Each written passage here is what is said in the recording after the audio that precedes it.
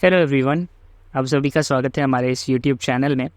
आज हम लोग रिएक्ट के अंदर एक छोटा लेकिन बहुत इफेक्टिव प्रोजेक्ट क्रिएट करने वाले हैं। अगर आप रिएक्ट सीख रहे हैं तो आपका ये जो प्रोजेक्ट आज हम बनाने वाले हैं ये आइडियली आपका पहला फर्स्ट प्रोजेक्ट होना चाहिए रिएक्ट के अंदर।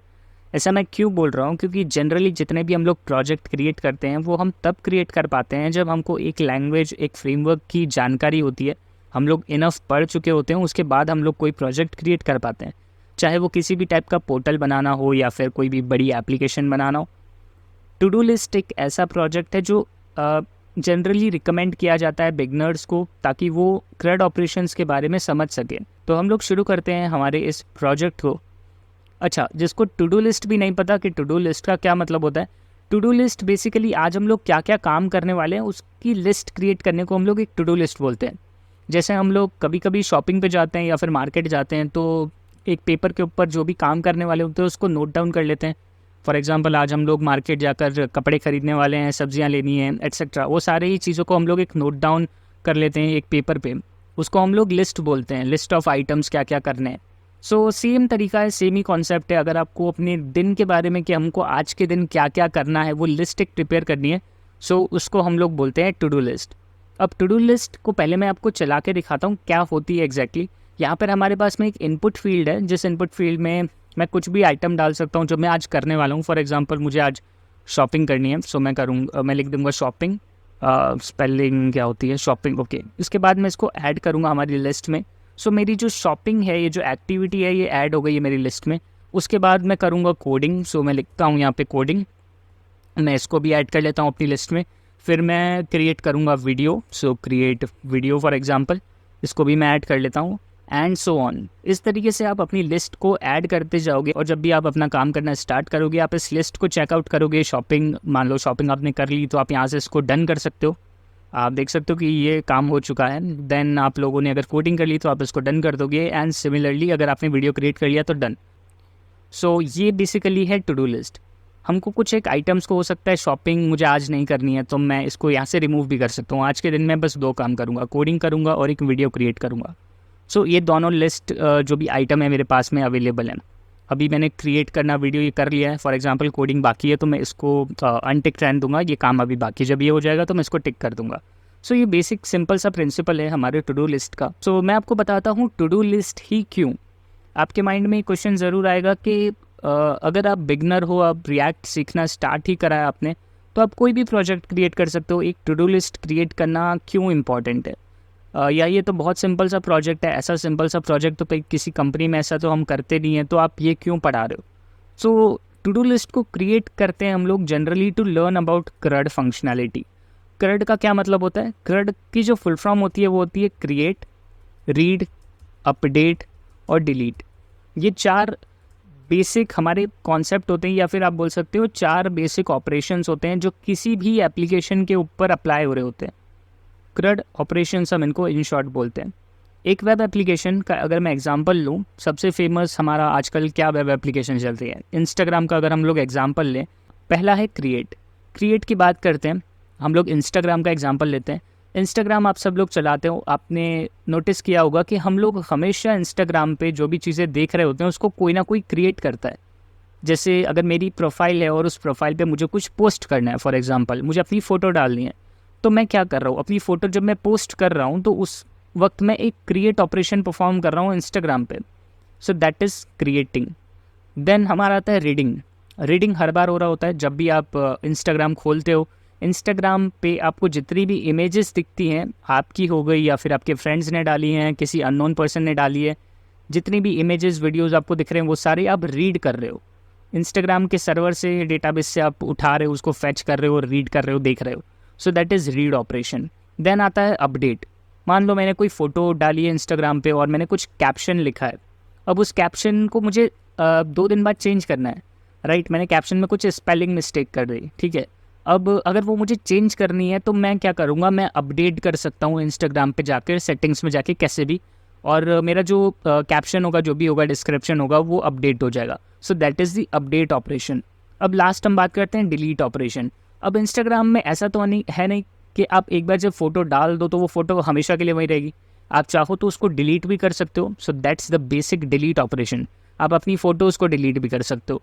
सो these 4 operations are the major operations जो हम लोग किसी भी एप्लीकेशन में ऐड करते हैं। मोटे मोटे तौर पर 90% हम लोग यही सारी चीज़ें कर रहे होते हैं, भले ही कितनी भी बड़ी एप्लीकेशन हो। मैंने आपको इंस्टाग्राम का एग्जांपल दिया, सेम एग्जांपल फेसबुक पे अप्लाई होता है, सेम एग्जांपल व्हाट्सएप पे अप्लाई होता है, ट्विटर, एयरबीएनबी एटसेट्रा, जितनी भी एप्लीकेशंस हैं।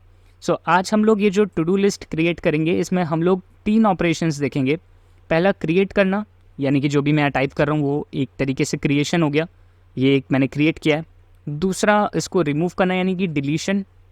और उसके बाद आता है रीड ऑपरेशन, यानी कि जितने भी मैंने टास्क ऐड करें हैं उन सबको एक्चुअली मैं अल्टीमेटली रीड ही कर रहा हूँ, राइट। यहाँ पे कुछ भी अगर मैं टाइप कर रहा हूँ तो मैं इन सारे जितने भी ऑपरेशन इनको रीड कर रहा हूँ। सो create, read and delete operation हम लोग परफॉर्म कर रहे हैं। साथ में हम लोग अपडेशन वाला जो हमारा ऑपरेशन है उसको भी देखेंगे। Not in this video, may be in near future कुछ एक नया वीडियो हम लोग बनाएं, उसमें हम लोग इसको अपडेट करने की फंक्शनैलिटी ऐड कर दें। Let me know if you want कि आप अपडेट करना सीखो, बट मेरे अकॉर्डिंग स्टार्टिंग हमको इन्हीं 3 ऑपरेशन से करनी चाहिए। Okay, so that's the basic point of this introduction कि क्या है टू डू लिस्ट और क्यों हमको इसको यूज़ करना चाहिए।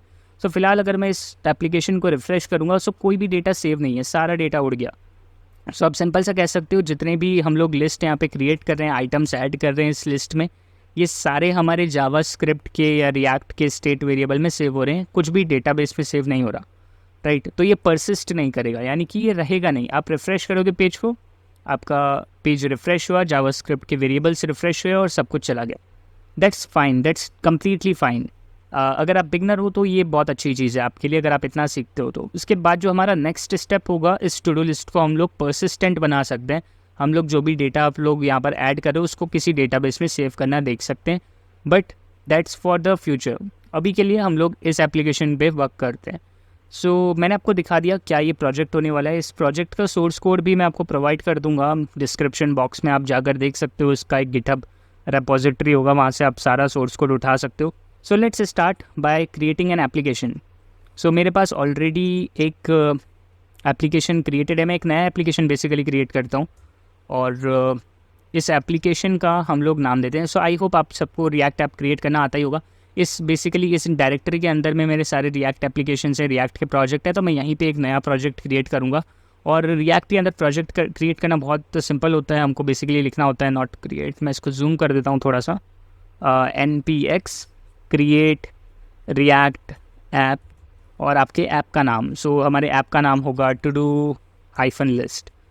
सो ये कमांड चलाने के लिए आपके पास npm इंस्टॉल होना चाहिए और npm के लिए आपके पास Node.js इंस्टॉल होना चाहिए। आई होप आपने पहले रिएक्ट के एप्लीकेशन क्रिएट करे होंगे। अगर नहीं क्रिएट करें तो सिंपल सा आपको आपके क्रोम में जाना है या फिर किसी भी प्रेफर्ड ब्राउज़र में जाना है और आपको यहाँ पर Node.js इंस्टॉल कर लेना है। आपके जो भी ब्राउज़र आप यूज़ कर रहे हो, नॉट ब्राउज़र सॉरी, जो भी ऑपरेटिंग सिस्टम आप यूज़ कर रहे हो उसके अकॉर्डिंग आपको Node.js इंस्टॉल कर लेना है। जैसे ही Node.js इंस्टॉल होता है, Node.js अपने साथ npm को भी इंस्टॉल कर लेता है। तो आपको बस Node.js इंस्टॉल करना है एंड दैट्स इट। आपको फिर ये कमांड मिल जाएंगी, इन कमांड्स को आप लोग रन कर सकते हो और रिएक्ट को इंस्टॉल कर सकते हो। npx क्रिएट रिएक्ट ऐप और आपके ऐप का नाम, and let's wait for some time. जब ये कंप्लीट हो जाएगा उसके बाद मैं वापस आपके साथ ज्वाइन करता हूँ एंड आई होप यप। सो अगर आपको लास्ट में हैप्पी हैकिंग लिखा हुआ दिख रहा है, सो बेसिकली आपका रिएक्ट का जो प्रोजेक्ट है वो अच्छे से डाउनलोड हो चुका है आपके कंप्यूटर में, आपके सिस्टम में। अब यहाँ पर सजेशन दे रखा है कैसे यूज़ करना है रिएक्ट, कैसे आपको इस प्रोजेक्ट को ओपन करना है, कैसे आप चेंजेस कर सकते हो। सो पहला कमांड है cd into to do list। अभी आप रिएक्ट फोल्डर के अंदर हो, इस डायरेक्टरी के अंदर हो, आपको चेंज करना पड़ेगा डायरेक्टरी को और जाना पड़ेगा टू डू लिस्ट के अंदर। टू डू लिस्ट नाम का एक फ़ोल्डर बना दिया है हमारे रिएक्ट ने हमारे लिए, और ये फ़ोल्डर ही बेसिकली क्या है, हमारा प्रोजेक्ट फ़ोल्डर है। अब इस प्रोजेक्ट फ़ोल्डर को मैं यहाँ पर डायरेक्टली npm स्टार्ट करके चला सकता हूँ, सर्वर रन कर सकता हूँ और हमारा जो रिएक्ट का एप्लीकेशन होगा वो स्टार्ट हो जाएगा। लेकिन यहाँ से मैं रन नहीं करूँगा, मैं इसको पहले VS कोड में खोल लेता हूँ। सो यप, आपके पास एक कोड एडिटर होना चाहिए और जो कोड एडिटर मैं यूज़ कर रहा हूँ वो है VS कोड। माइक्रोसॉफ्ट का है ये और बहुत ही पॉपुलर है। तो मेरा प्रोजेक्ट VS कोड के अंदर ओपन हो चुका है एंड app.js के अंदर हम लोग जाते हैं। टर्मिनल में एक बार ओपन कर लेता हूँ और इस प्रोजेक्ट को हम लोग स्टार्ट करते हैं। स्टार्ट करने के लिए हम लोग लिखेंगे npm स्टार्ट एंड थोड़ा इसको टाइम देते हैं। जितने ये स्टार्ट हो रहा है मैं थोड़ा सा क्लीन अप कर लेता हूँ। app.js हमारी स्टार्टिंग ओके, यहाँ पर ये कुछ पूछ रहा है हमको। ये बोल रहा है कि आपका 3000 पोर्ट नंबर पे ऑलरेडी एक एप्लीकेशन चल रहा है। तो यस, मेरा जो एप्लीकेशन है ये ऑलरेडी पोर्ट 3000 पे रन कर रहा है यहाँ पे। तो ये पूछ रहा है कि आप किसी और पोर्ट पे रन करना चाहोगे। सो मैं सिंपली यहाँ पे दे दूँगा यस, मुझे किसी और पोर्ट पे रन करना है। यस मैंने नहीं लिखा, मैंने केवल वाई टाइप किया, इसने अपने आप यस इसको लिख दिया और ये ऑटोमेटिकली हमारा जो डेवलपमेंट सर्वर है किसी और पोर्ट पे मोस्ट प्रोबेबली 3001 पे स्टार्ट कर देगा। सो जब तक ये स्टार्ट कर रहे हैं हमारे रिएक्ट प्रोजेक्ट को हम लोग थोड़ा सा क्लीन अप कर देते हैं। ये हमारा app.js है, ये फाइल बेसिकली रेंडर होती है हमारे यूआई में, सबसे पहले यही फाइल दिखती है।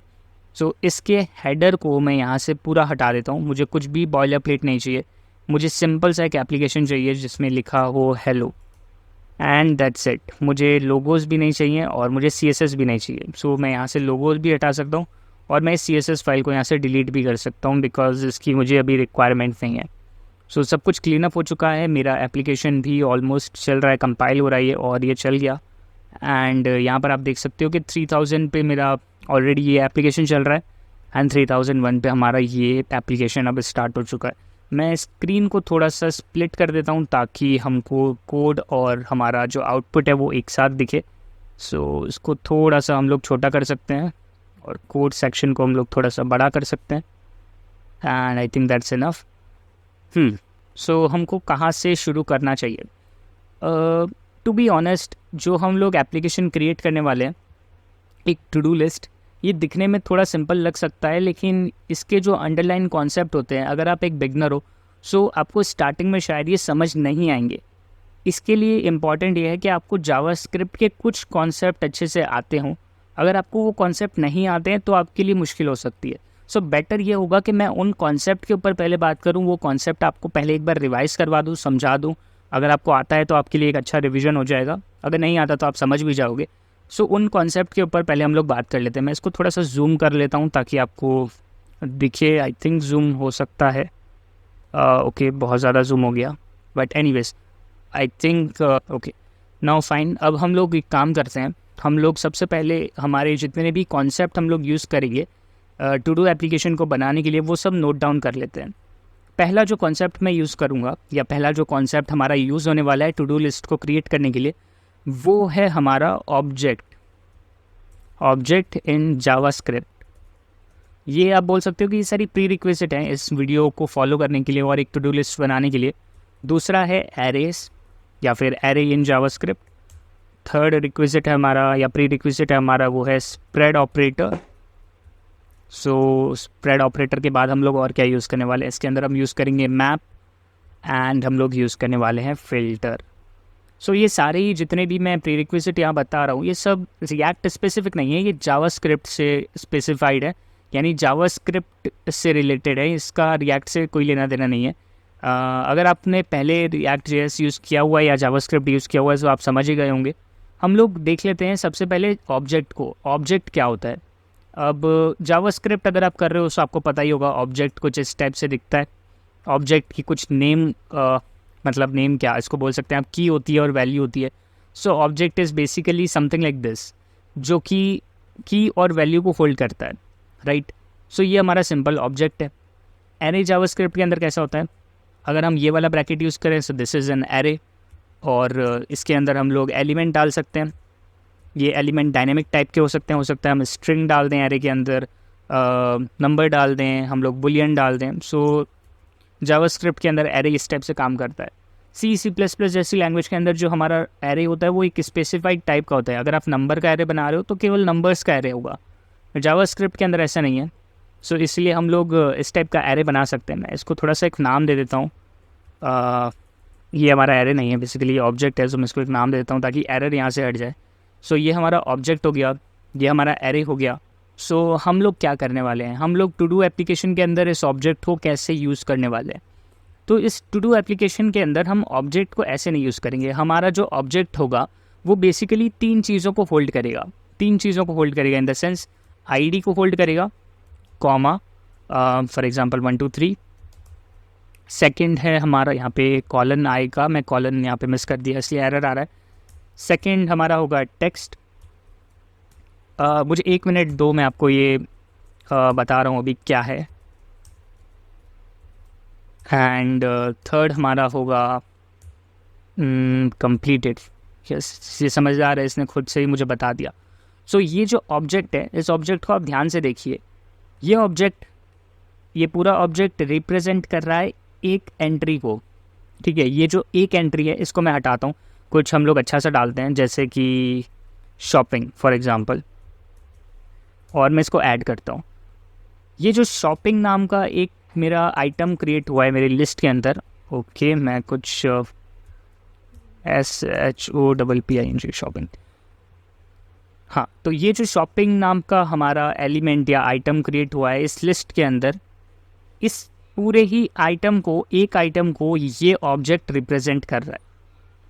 सिमिलरली अगर मैं एक और आइटम ऐड करता हूँ हमारी इस लिस्ट के अंदर में, तो एक नया ऑब्जेक्ट बनेगा, एक और ऑब्जेक्ट बनेगा जो स्पेसिफाई करेगा इस कोडिंग वाले एलिमेंट को या कोडिंग वाले हमारे आइटम को। कोडिंग नहीं लिखा मैंने, कोड लिखा है, ठीक है। सो इस कोड को कौन रिप्रेजेंट कर रहा है? ये वाला ऑब्जेक्ट इस कोड को रिप्रेजेंट कर रहा है। शॉपिंग को रिप्रेजेंट करने के लिए हमारा ये वाला ऑब्जेक्ट है, ठीक है। अब हम ऑब्जेक्ट की इन तीनों प्रॉपर्टीज़ के ऊपर बात करते हैं।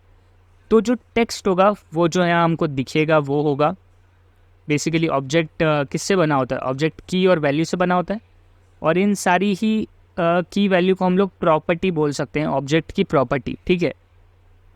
सो हमारी जो पहली प्रॉपर्टी है वो है आईडी। ये जो शॉपिंग वाली आपको रो दिख रही है या ये जो पूरा दिख रहा है आइटम, ये जो लिस्ट के अंदर हमने लिखा है, ये आईडी होल्ड कर रहा है। आईडी यूनिक होगी हर आइटम की, जब भी मैं एक नया आइटम ऐड करूँगा लिस्ट में, सो हर आइटम की एक यूनिक आईडी होगी। दूसरा है टेक्स्ट, जो भी मैं टेक्स्ट यहाँ लिख रहा हूँ वो इसके अंदर आएगा, यानी हमारे ऑब्जेक्ट में टेक्स्ट प्रॉपर्टी के अंदर हम लोग जो टेक्स्ट होगा वो लिखेंगे। और कंप्लीटेड नाम की एक प्रॉपर्टी होगी या फिर एक की होगी जो ये बताएगी क्या ये काम हो चुका है या नहीं हुआ है। सो फिलहाल ये टिक नहीं है, यहाँ पे चेक्ड नहीं है, इसलिए ये जो है फॉल्स है।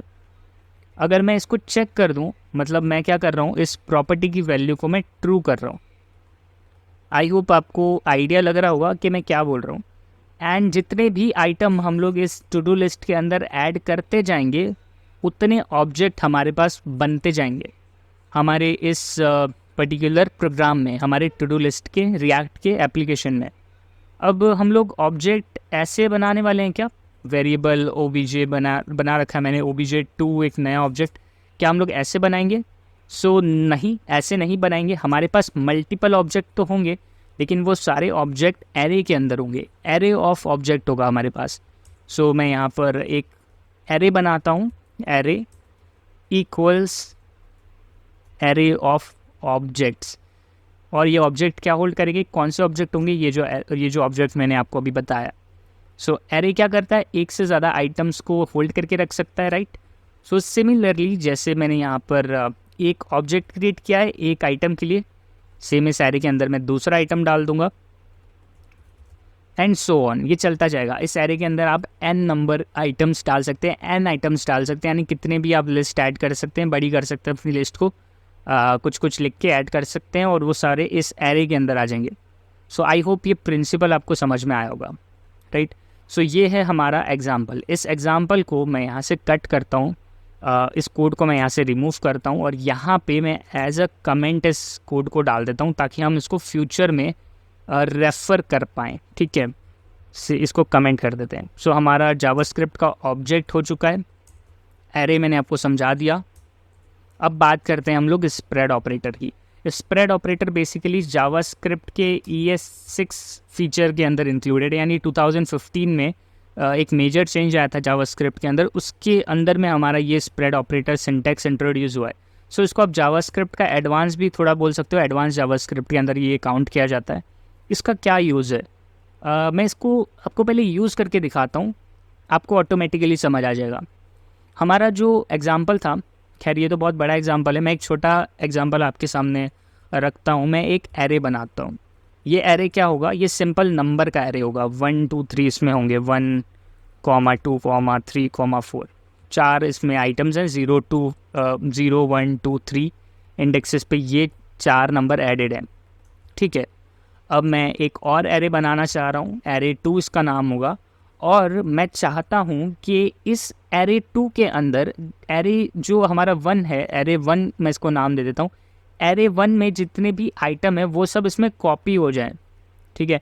एरे 1 इसमें कॉपी हो जाए, यानी इसमें 1 2 3 4 आ जाए, और साथ में मैं और भी आइटम्स आगे ऐड कर पाऊँ, 6 7 8 9 ऐसे मैं ऐड कर पाऊँ। ये मेरा अल्टीमेट मोटिव है इसको क्रिएट करना।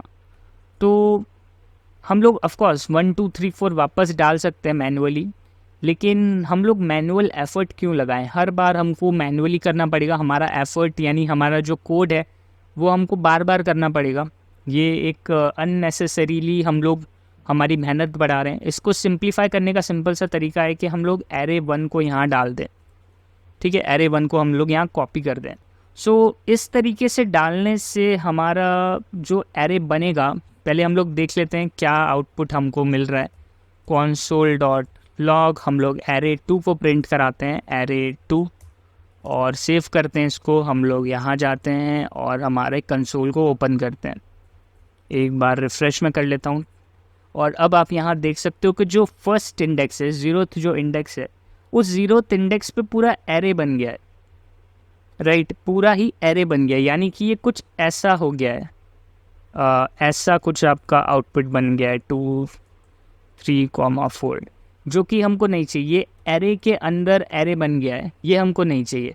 हमको तो क्या चाहिए था? हमको चाहिए था कि जितने भी हमारे आइटम्स 1 2 3 4 हैं, ये बाहर में हमको इस टाइप से मिले।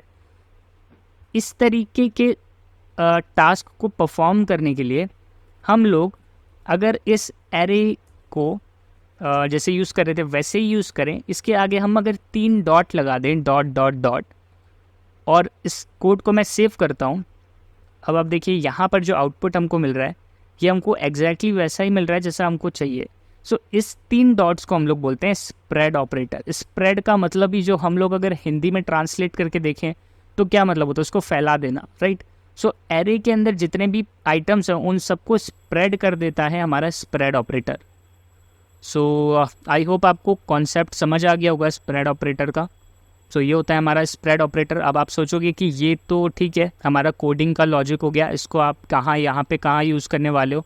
सो मैं सिंपल से आपको बताता हूँ। जब भी हम लोग एक नया आइटम यहाँ पे ऐड कर रहे हैं ना, तो हम लोग एक एरे मेंटेन कर रहे हैं। जो मैंने आपको ऊपर बताया था, ये हम लोग एक एरे मेंटेन कर रहे हैं। अब ये जब एरे हम लोग क्रिएट कर रहे हैं, जब भी एक नया आइटम ऐड होता है इस एरे में, तो हम लोग एक नया एरे क्रिएट करते हैं, ठीक है। हम लोग एक नया एरे क्रिएट करते हैं और उस एरे के अंदर जितने भी प्रीवियस ऑब्जेक्ट होते हैं उनको कॉपी कर देते हैं, और जो नया ऑब्जेक्ट यहाँ पे यूज़र ने जो नया आइटम डाला है उसको हम लोग उस नए एरे के अंदर डाल देते हैं। सो फिलहाल आपको ओवरवेलमिंग लग रहा होगा, अगर नहीं समझ में आ रहा तो कोई बात नहीं, आपको ये कॉन्सेप्ट पता होना चाहिए। जब हम लोग एक्चुअल कोड करेंगे तब आपको ये समझ में आ जाएगा। So that's the basic concept of spread operator. So हमने स्प्रेड ऑपरेटर को भी समझ लिया है। मैं इसको यहाँ से हटा देता हूँ, और let me just not remove it, मैं कंसोल रिमूव कर देता हूँ बस। अब बात करते हैं हम लोग मैप की। मैप क्या करता है? मैप एक तरीके से लूप क्रिएट करता है, लूप करता है हमारे एरे पे, राइट।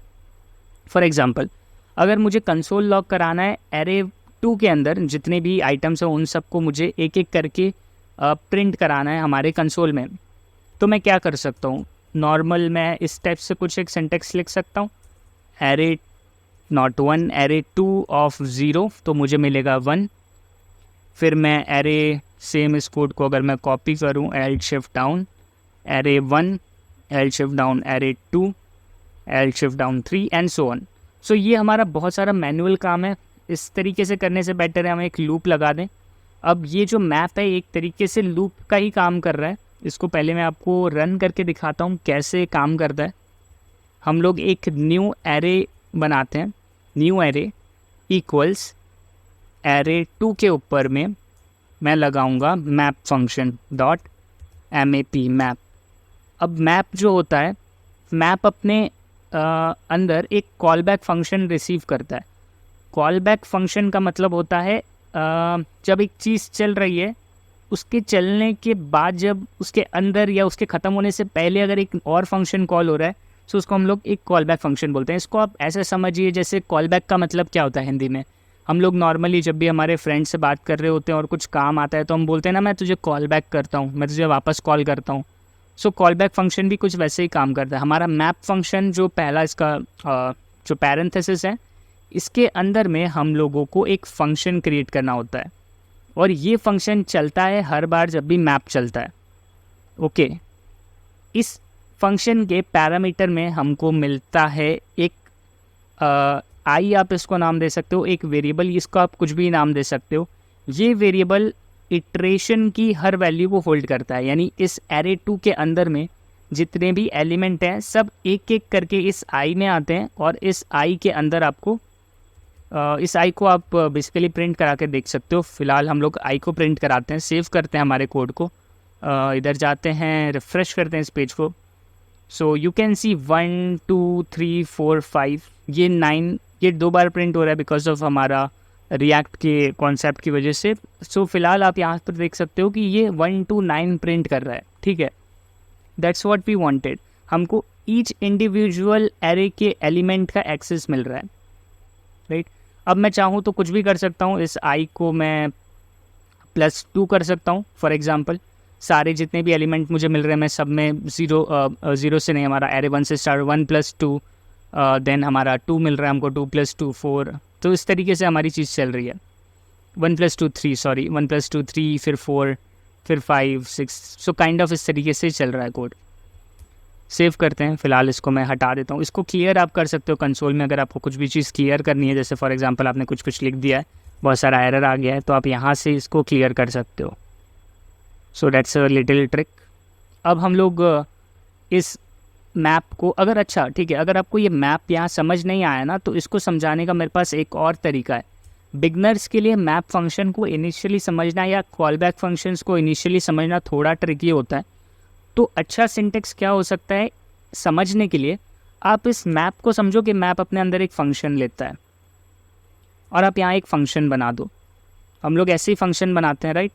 फंक्शन हम लोग अगर जावास्क्रिप्ट में बनाते हैं तो कैसे बनाते हैं, हम लोग लिखते हैं फंक्शन का नाम, पैरेंथेसिस और कर्ली ब्रेसेस। अब सेम चीज़ हमको यहाँ करनी है, मैप के अंदर भी हमको एक फ़ंक्शन बनाना है। सो सिंपल सा मैंने यहाँ लिखा है फंक्शन, पैरेंथेसिस और कर्ली ब्रेसेस। अब यहाँ पर मैंने नाम नहीं दिया कोई भी फंक्शन का, यहाँ पे कोई फंक्शन का नाम नहीं है।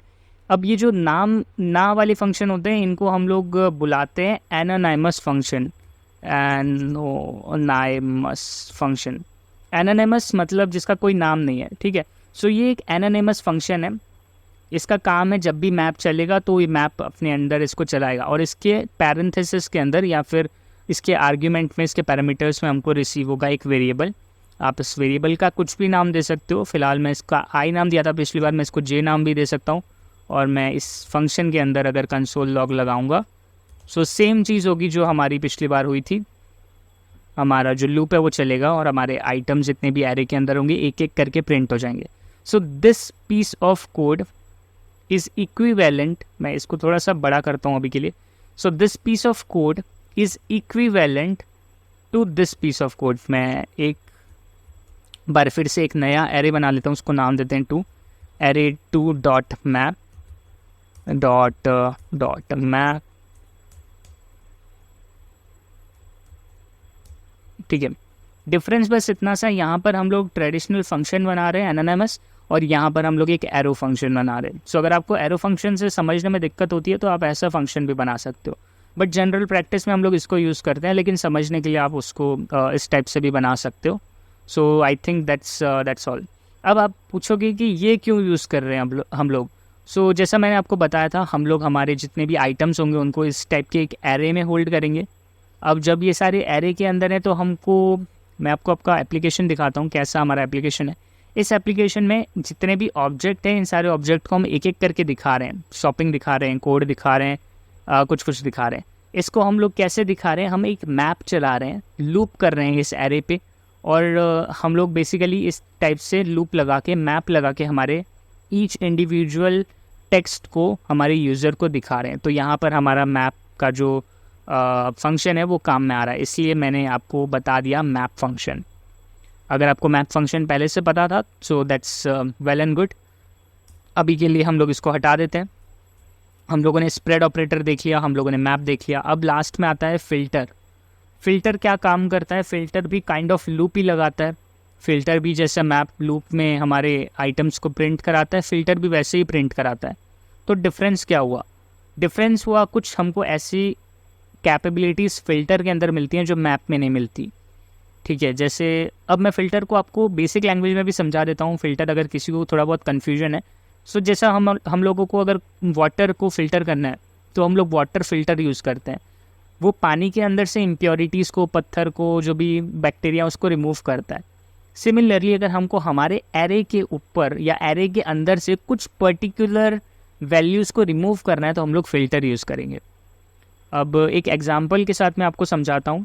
फॉर एग्ज़ाम्पल हम लोग क्या कर सकते हैं, हम लोग एक वेरिएबल बना सकते हैं, इसका नाम दे सकते हैं हम लोग filtered values equals to array 2 के ऊपर मैं फ़िल्टर लगाऊंगा डॉट फिल्टर। जैसा मैप था, मैप भी एक एरो फंक्शन एक्सेप्ट करता है जिसको हम कॉल बैक बोलते हैं। सेम फ़िल्टर भी एक कॉल बैक फंक्शन को एक्सेप्ट करता है। अब यहाँ पे मैं कुछ कंडीशन लिखूँगा। बेस्ड ऑन दैट कंडीशन हमारा जो फ़िल्टर है वो अपना काम करेगा।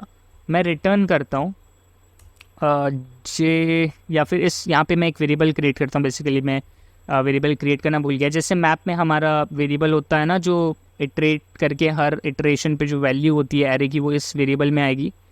मैं रिटर्न कर रहा हूँ i%20 इक्वल्स या i%2, सॉरी नॉट 20, इक्वल अगर 0 है, यानी कि डिवाइड करने पे अगर पूरी तरीके से कट जा रहा है आपका जो भी वैल्यू है एरे के अंदर जितने भी नंबर हैं, तब इसको रिटर्न कर दो। एल्स हमारा जो नंबर होगा जो पूरी तरीके से 0 में कन्वर्ट नहीं हो रहा या फिर 2 से नहीं डिवाइड हो रहा, वो रिमूव हो जाएगा। अब एक बार रिफ़्रेश करते हैं हमारे पेज को और देखते हैं क्या आउटपुट हमको मिल रहा है। हम लोग कंसोल लॉग करा लेते हैं। फ़िलहाल मैंने कंसोल नहीं करा रखा है, so console dot log filtered value, save it. और आप देख सकते हो कि 2, 4, 6 और 8 यही एलिमेंट हमारे पास बचे, क्योंकि 2, 4, 6 और 8 पूरी तरीके से डिवाइड हो जाते हैं हमारे 2 के साथ में। अगर आप 3 के साथ करोगे तो वैल्यूज़ बेस्ड ऑन डैट आएगी, लेकिन क्योंकि 3, 7, 9 ये पूरी तरीके से डिवाइड नहीं होते, 1 बेसिकली पूरी तरीके से डिवाइड नहीं होते 2 से, इसलिए जो मैप फंक्शन था उसने उन सारे ही नंबर्स को रिमूव कर दिया हमारे एरे में से और केवल वही नंबर रखे जो हमारी कंडीशन को सेटिस्फाई कर रहे थे। अब आप बोलोगे ये कहाँ यूज़ करने वाले हैं हम लोग, फ़िल्टर का कहाँ यूज़ करने वाले हैं? सो हमारी जो एप्लीकेशन है, इस एप्लीकेशन में एक फंक्शनैलिटी है दैट इज़ रिमूव, राइट। मैं चाहूँ जिस आइटम को रिमूव कर सकता हूँ। अब जैसा हम लोग हर बार देख रहे हैं, हम लोग एरे ऑफ ऑब्जेक्ट के ऊपर काम कर रहे हैं। सो इस एरे में से एक स्पेसिफिक ऑब्जेक्ट को मुझे रिमूव करना है। अगर मैं शॉपिंग को रिमूव पे क्लिक करता हूँ तो ये शॉपिंग रिमूव हो गया, यानी ये कोड हमारा, ये जो ऑब्जेक्ट है ये रिमूव हो जाना चाहिए। सो इसको रिमूव करने के लिए हम लोग क्या यूज़ कर रहे हैं? इसको रिमूव करने के लिए हम लोग फ़िल्टर कर रहे हैं हमारे एरे को। आई होप दैट मेक्स सेंस। ये थे हमारे प्री रिक्विजिट्स, और अगर आपको ये सारे प्री रिक्विजिट ऑलरेडी पता है सो दैट्स गुड। आप इस एप्लीकेशन को बड़े आसानी से क्रिएट कर सकते हो। ठीक है, अब हम लोग स्टार्ट करते हैं हमारे कोड को लिखना, क्योंकि आई थिंक ये इनफ हो चुका है, हमारा इंट्रोडक्शन काफ़ी लंबा हो गया है। मैं एक सोर्स के अंदर एक फ़ोल्डर क्रिएट करता हूँ जिसका नाम मैं देता हूँ कॉम्पोनेंट्स। कॉम्पोनेंट्स तो नहीं, एक ही कॉम्पोनेंट होगा हमारा, टू डू लिस्ट कॉम्पोनेंट। इसको हम लोग क्रिएट कर लेते हैं to do list dot JS, और RFCE स्निपेट यूज़ करके हम एक फंक्शनल कॉम्पोनेंट क्रिएट कर रहे हैं। ये बेसिकली एक प्लगइन है जिसको मैंने इंस्टॉल कर रखा है। आप एक्सटेंशन में जा सकते हो, VS कोड के एक्सटेंशन में जाकर आप यहाँ पर ES7 स्निपेट्स सर्च कर सकते हो। Snippets ES7 snippets. So basically आप ES7 स्निपेट सर्च कर सकते हो और यहाँ पर ये वाला जो एक्सटेंशन है इसको डाउनलोड कर सकते हो, इंस्टॉल कर सकते हो बेसिकली। और आप जब भी इस इंस्टॉल करने के बाद जब भी आप अपने जावास्क्रिप्ट फाइल में RFCE लिखोगे तो एक फंक्शनल कंपोनेंट क्रिएट हो जाएगा आपके लिए। सो ये थोड़ा सा इजी कर देता है हमारे कंपोनेंट क्रिएट करने के प्रोसीजर को। इसको मैं इंपोर्ट करा लेता हूँ app.js के अंदर। सो हेलो को हटाते हैं और इंपोर्ट कराते हैं हमारे newly created component to do to मैं थोड़ा सा इसका कंट्रोल माइनस कर देता हूँ, थोड़ा सा मैं इसको छोटा कर रहा हूँ। टू डू लिस्ट को मैंने इंपोर्ट कराया एंड सेव करा, टू डू लिस्ट ऊपर इंपोर्ट हो चुका है। इसको हम लोग क्लोज करते हैं एंड हमारे प्रोजेक्ट में टू डू लिस्ट भी आ चुका है। साइड बाय साइड हम लोग ओपन कर लेते हैं हमारे प्रोजेक्ट को और हमारे कोड को। हमको जो भी कोड करना है अब इसी टू डू लिस्ट नाम के कंपोनेंट के अंदर कोड करना है। सो स्टार्ट करते हैं। सबसे पहले हम लोग एक डिव क्रिएट कर लेते हैं। इस डिव को मैं एक क्लास देता हूँ और क्लास होगी कंटेनर। ठीक है, कंटेनर यानी ये कंटेन करेगा। हम लोग CSS यूज़ करेंगे, बेसिकली हम लोग CSS वगैरह लगाएंगे तब हमको काम में आएगा ये। बाय द वे इस प्रोजेक्ट के अंदर हम लोग कोई भी बूटस्ट्रैप वगैरह कोई भी CSS का फ्रेमवर्क नहीं यूज़ कर रहे हैं। हम लोग प्योर CSS लिखेंगे और इस एप्लीकेशन को स्क्रैच से बनाएंगे प्योर CSS यूज़ करके। सो हमारा कंटेनर नाम का एक डिव हमने अभी तक क्रिएट किया है। सो इसको मैं टू डू कंटेनर बोल सकता हूँ क्योंकि टू डू लिस्ट को कंटेन कर रहा है। एंड इनलाइन स्टाइल भी आप दे सकते हो। बेसिकली मैं दिखाता हूँ अभी थोड़ी देर में कैसे हम लोग इनलाइन स्टाइल देते हैं रिएक्ट के अंदर, आपको शायद पता होगा। अब यहाँ पे हम लोग एक H1 देते हैं, टू डू लिस्ट हम लोग बोल देंगे हमारे इस एप्लीकेशन को टू डू लिस्ट। और H1 के नीचे हम लोग क्रिएट करते हैं हमारा इनपुट बॉक्स जिसके अंदर यूज़र टाइप करेगा। जो हमारा ये इनपुट है इसके अंदर यूज़र टाइप करेगा और ऐड करेगा। सो इनपुट क्रिएट करने के लिए हम लोग लिखेंगे इनपुट। इस इनपुट का टाइप होगा टेक्स्ट क्योंकि एक टेक्स्ट बॉक्स है। सेल्फ क्लोजिंग हम लोग इनपुट को बना सकते हैं। एंड हम लोग वैल्यू में सेट करेंगे यानी कि क्या इनपुट की क्या वैल्यू होगी। सो वैल्यू होगी हमारी इनपुट वैल्यू। ये बेसिकली वेरिएबल है, स्टेट वेरिएबल है, इसको हमने क्रिएट नहीं किया अभी। सो इसको पहले हम लोग क्रिएट कर लेते हैं। स्टेट वेरिएबल आई होप आपको क्रिएट करना आता है। कॉन्स्ट हम लोग यूज़ करते हैं, इनपुट वैल्यू कॉमा इसका setter function set input value equals use state and import हो चुका है ये रिएक्ट से। इनिशियल वैल्यू होगी इसकी एम्प्टी स्ट्रिंग क्योंकि हम लोग चाहते हैं हमारी जो इनपुट हो वो इसका इनिशियल वैल्यू जो हो वो हो एम्प्टी स्ट्रिंग। और कॉन्स्ट की स्पेलिंग गलत लिख दी है मैंने, CONST होती है और ये भी गलत लिख दिया है, ब्रैकेट में नहीं आता ये। ओके क्या हो रहा है। सो ठीक है, अब हमारे पास और भी एरर है क्या, ओके रिफ़्रेश करते हैं इसको नहीं इसको, दैट्स गुड। हाँ, सो एक वेरिएबल क्रिएट किया हमने, इनिशियल वैल्यू उसकी एम्प्टी स्ट्रिंग है और एक इनपुट क्रिएट किया है। अब हम लोग देखते हैं और हम लोग क्या इसमें ऐड करने वाले हैं। इसमें हम लोगों को प्लेस होल्डर चाहिए। सो प्लेस होल्डर में हम लोग लिख देते हैं एंटर लिस्ट। ठीक है, कुछ भी मैं लिख देता हूँ, आप इसको चेंज कर सकते हो। एंड देन हम लोग क्रिएट करते हैं एक बटन। सो बटन की क्या ज़रूरत है, जब हम लोग यहाँ पे देखते हैं कि कुछ भी टाइप करने के बाद एक ऐड बटन है। सो इस बटन के लिए हम लोगों को एक बटन क्रिएट करना पड़ेगा। इस बटन का नाम हम लोग क्या रखें, इस बटन का नाम हम लोग रख सकते हैं फ़िलहाल उससे पहले मुझे यहाँ पर एक ऑन चेंज लिसनर लगाना है इस इनपुट बॉक्स के ऊपर। मैं इसको लाइन रैप कर सकता हूँ। ओके, यहाँ पर हम लोगों को एक ऑन चेंज लिसनर लगाना है, यानी कि जैसे ही यूज़र कुछ टाइप करे एक फंक्शन कॉल हो जिसका नाम होगा handle input change. Okay, handle input change हमारा फंक्शन रन होगा और हमारे जो भी यूज़र टाइप कर रहा है उसको एक वेरिएबल में स्टोर करेंगे हम लोग। सो फंक्शन क्रिएट करते हैं, function handle input change, and इस फंक्शन के अंदर हमको रिसीव होगा एक इवेंट और ये इवेंट को हम लोग यूज़ करेंगे हमारे सेट इनपुट को यूज़ करके हमारे इनपुट बेसिकली इस वेरिएबल में वैल्यू सेट करने के लिए events dot target dot value अगर हम लोग लिखेंगे सो हमको मिलेगी जो भी वैल्यू यूज़र टाइप कर रहा है। एंड बटन अभी के लिए मैं इसमें लिख देता हूँ ऐड। सो मैं आपको कंसोल में एक बार दिखा देता हूँ। जैसे ही यूज़र कुछ टाइप करेगा उसको हम लोग करते हैं क्लियर। जैसे ही मैं कुछ टाइप कर रहा हूँ, अभी तो कुछ दिख नहीं रहा है क्योंकि हम लोगों ने कंसोल नहीं लगाया। सो कंसोल लॉक करके एक बार चेक कर लेते हैं event dot target dot value की क्या वैल्यू हमको मिलती है। अब टाइप कर रहा हूँ वो आपको कंसोल में दिखता जा रहा है। इसको हम लोगों को स्टोर करना होगा एक वेरिएबल में, जो कि हमने ऑलरेडी कर लिया है यूजिंग सेट इनपुट वैल्यू को यूज़ करके। सो इतना काम हमारा हो चुका है। इस कंसोल को हम लोग निकाल देते हैं यहाँ से और हमारे टर्मिनल को, इसको कंसोल को हम लोग क्लियर कर देते हैं। इसको क्लोज भी हम लोग कर सकते हैं, इसका भी नीड नहीं है।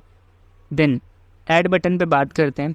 ऐड बटन का एक काम होगा, ये हमारे जो भी हमने यहाँ पे लिखा है इसको ऐड करेगा हमारे एक ऑब्जेक्ट में।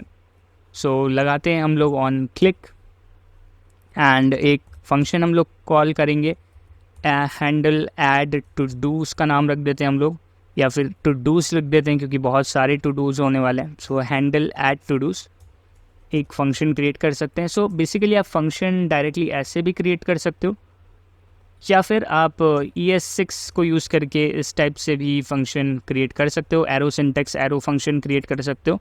जनरली रिकमेंड किया जाता है आप इस टाइप से करो क्योंकि ये जो है ट्रेडिशनल तरीका है, but that's up to you. मतलब इनिशियल लेवल पे आप इस टाइप का भी सिंटेक्स यूज़ कर सकते हो, लेकिन अगर आपको एरो फंक्शंस आते हैं so this is the recommended way. So handle add to dos का क्या काम होगा? हैंडल ऐड टू डूज़ का काम होगा हमारे जो भी हम यहाँ टाइप करके ऐड पे क्लिक करें, इसको ऐड करना है बेसिकली हमको। ऐड हम लोग किस में करेंगे? ऐड हम लोग करेंगे एक वेरिएबल में। तो मैं पहले एक वेरिएबल क्रिएट कर लेता हूँ। इस वेरिएबल का मैं नाम देता हूँ, इसका नाम देते हैं हम लोग टू डूज़। सिंपल सा नाम है TODOS टू डूज़। एंड इसका setup function set to dos. ठीक है, तो जितने भी टू डू होंगे हमारे, जितने भी यूज़र जो भी ऐड कर रहा है वो सब किस वेरिएबल में ऐड होगा? इस वेरिएबल में ऐड होगा। और ये क्या है? ये एक एरे है। जो टू डूज़ है वो एक एरे है, जैसे मैंने आपको यहाँ मेंशन किया था, ये वाला पार्ट है। एरे के अंदर हम लोग ऑब्जेक्ट ऐड करेंगे, राइट? अगर आपको याद हो तो। So todos set to dos setup function.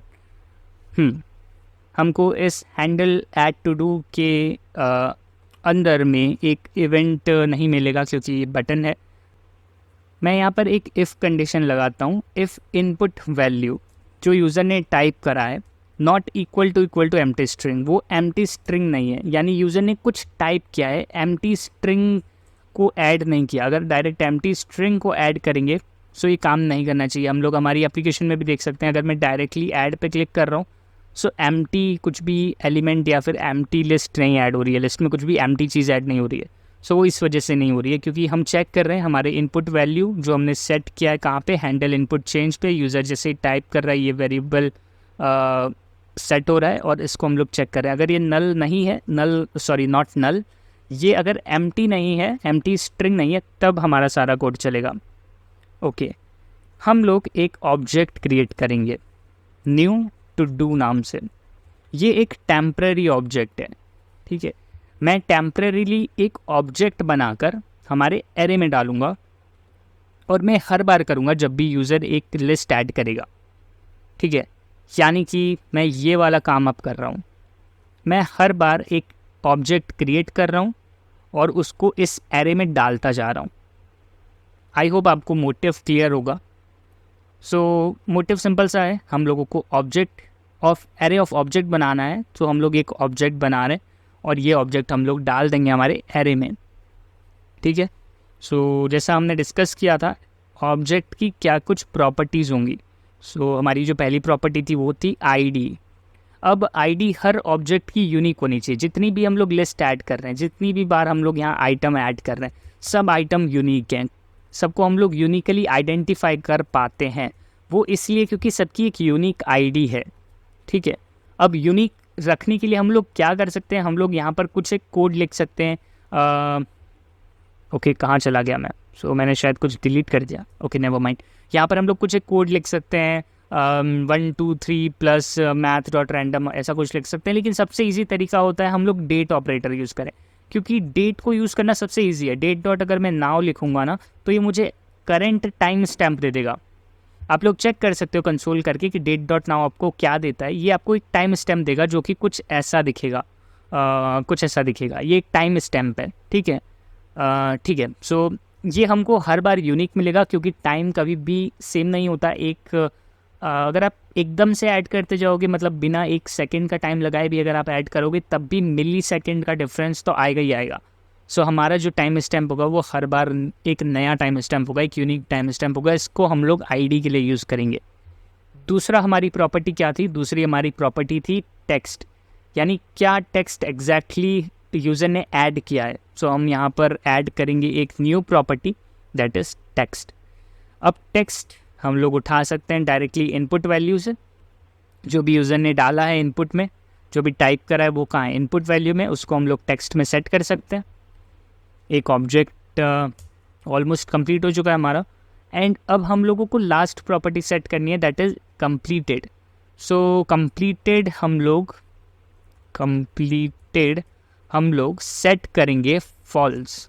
ये हम लोग फॉल्स इनिशियली सेट कर रहे हैं।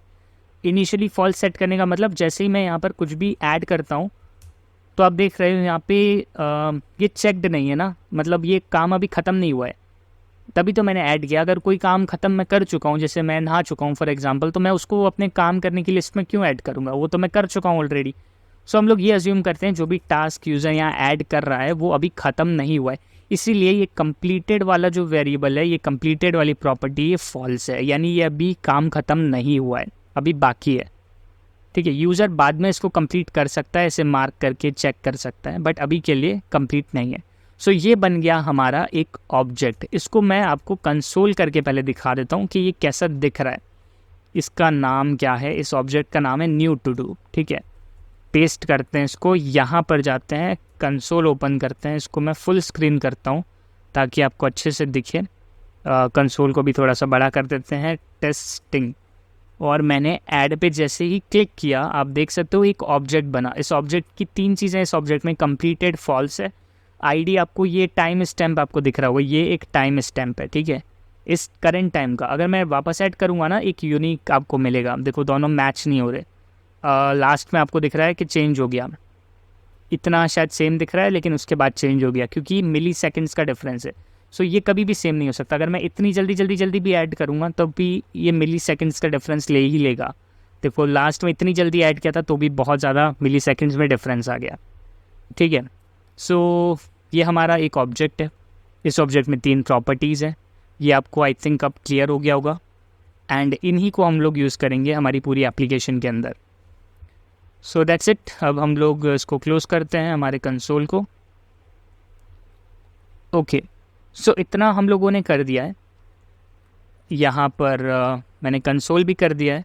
कंसोल को अभी के लिए हम लोग हटा देते हैं, राइट। एक बार जब ऑब्जेक्ट बन चुका है मेरा तो इस ऑब्जेक्ट को अब मैं सेव करा देता हूँ मेरे एरे में, क्योंकि अल्टीमेटली तो हमको जितने भी टू डूज़ हैं उसको इस एरे में ही सेव कराना है, टू डूज़ नाम के। तो हम यूज़ करेंगे सेट टू डूज़ एंड यहाँ पर हमारे पास एरे है, so I am using this curly braces syntax. अब मैंने आपको बताया था कि जब भी हम लोग एक आइटम ऐड कर रहे हैं, हम लोग एरे के अंदर ऐड कर रहे हैं और एक नया एरे बन रहा है, तो हम लोग चाहते हैं जितने भी प्रीवियस एरे के अंदर आइटम्स हैं वो भी एक्सिस्ट करें, वो भी परसिस्ट करें, वो भी रहें। ऐसा नहीं हो कि मैं यहाँ पर अगर कुछ ऐड कर रहा हूँ, फॉर एग्जांपल अगर मैं इधर कुछ ऐड कर रहा हूँ ABC या फिर ये जो भी मैंने ऐड करा है इसको ऐड करूँ तो ये सब हट जाए, ऐसा नहीं होना चाहिए, राइट। सो उसके लिए हम लोगों को यूज़ करना है, या फिर यहाँ पर हम लोग यूज़ कर रहे हैं हमारे स्प्रेड ऑपरेटर को। स्प्रेड ऑपरेटर का syntax dot dot dot 3 dots to dos, जो हमारा एरे है ऑलरेडी हमने क्रिएट किया है। ये रहा हमारा एरे, अभी एम्प्टी है। कुछ इसके अंदर होता तो वो कहाँ आ जाता, यहाँ आ जाता और स्प्रेड हो जाता, कॉमा, यानी जितने आइटम्स ऑलरेडी हैं वो भी रहेंगे यहाँ पे, प्रीवियस आइटम्स प्लस हमारा जो न्यू टू डू हमने ऐड किया है वो। आई होप आपको ये सिंटेक्स समझ आया होगा। सिंटेक्स सिंपल सा है, पुराने एरे के आइटम्स में हम लोग एक नया एरे के अंदर एक नया ऑब्जेक्ट ऐड कर रहे हैं basically. So as simple as that. अब हम लोगों का ऐड फंक्शनैलिटी कंप्लीट हो चुका है, यानी कि जैसे यूज़र यहाँ पे कुछ टाइप करेगा और ऐड करेगा वो चीज़ हमारे इस टू डूज़ के एरे के अंदर ऐड हो जाएगी।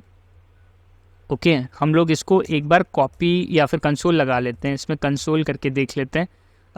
टू डूज़ को अगर मैं कंसोल कराऊँ, सेव करूँ इसको और मैं कंसोल को ओपन करूँ यहाँ पे एंड मैं ऐड करूँ तो एक ऑब्जेक्ट बना। मैं कुछ और ऐड करता हूँ और 2 बार इसको ही ऐड कर दिया। आप देख सकते हो 3 एरे के अंदर 3 ऑब्जेक्ट हैं, first object, second object and third object. And अगर मैं ये 3 डॉट और टू डूज ना लगाऊं तब क्या होगा, तब देख लेते हैं। अगर मैं स्प्रेड ऑपरेटर नहीं यूज़ करता तब क्या होता, मैंने ऐड किया,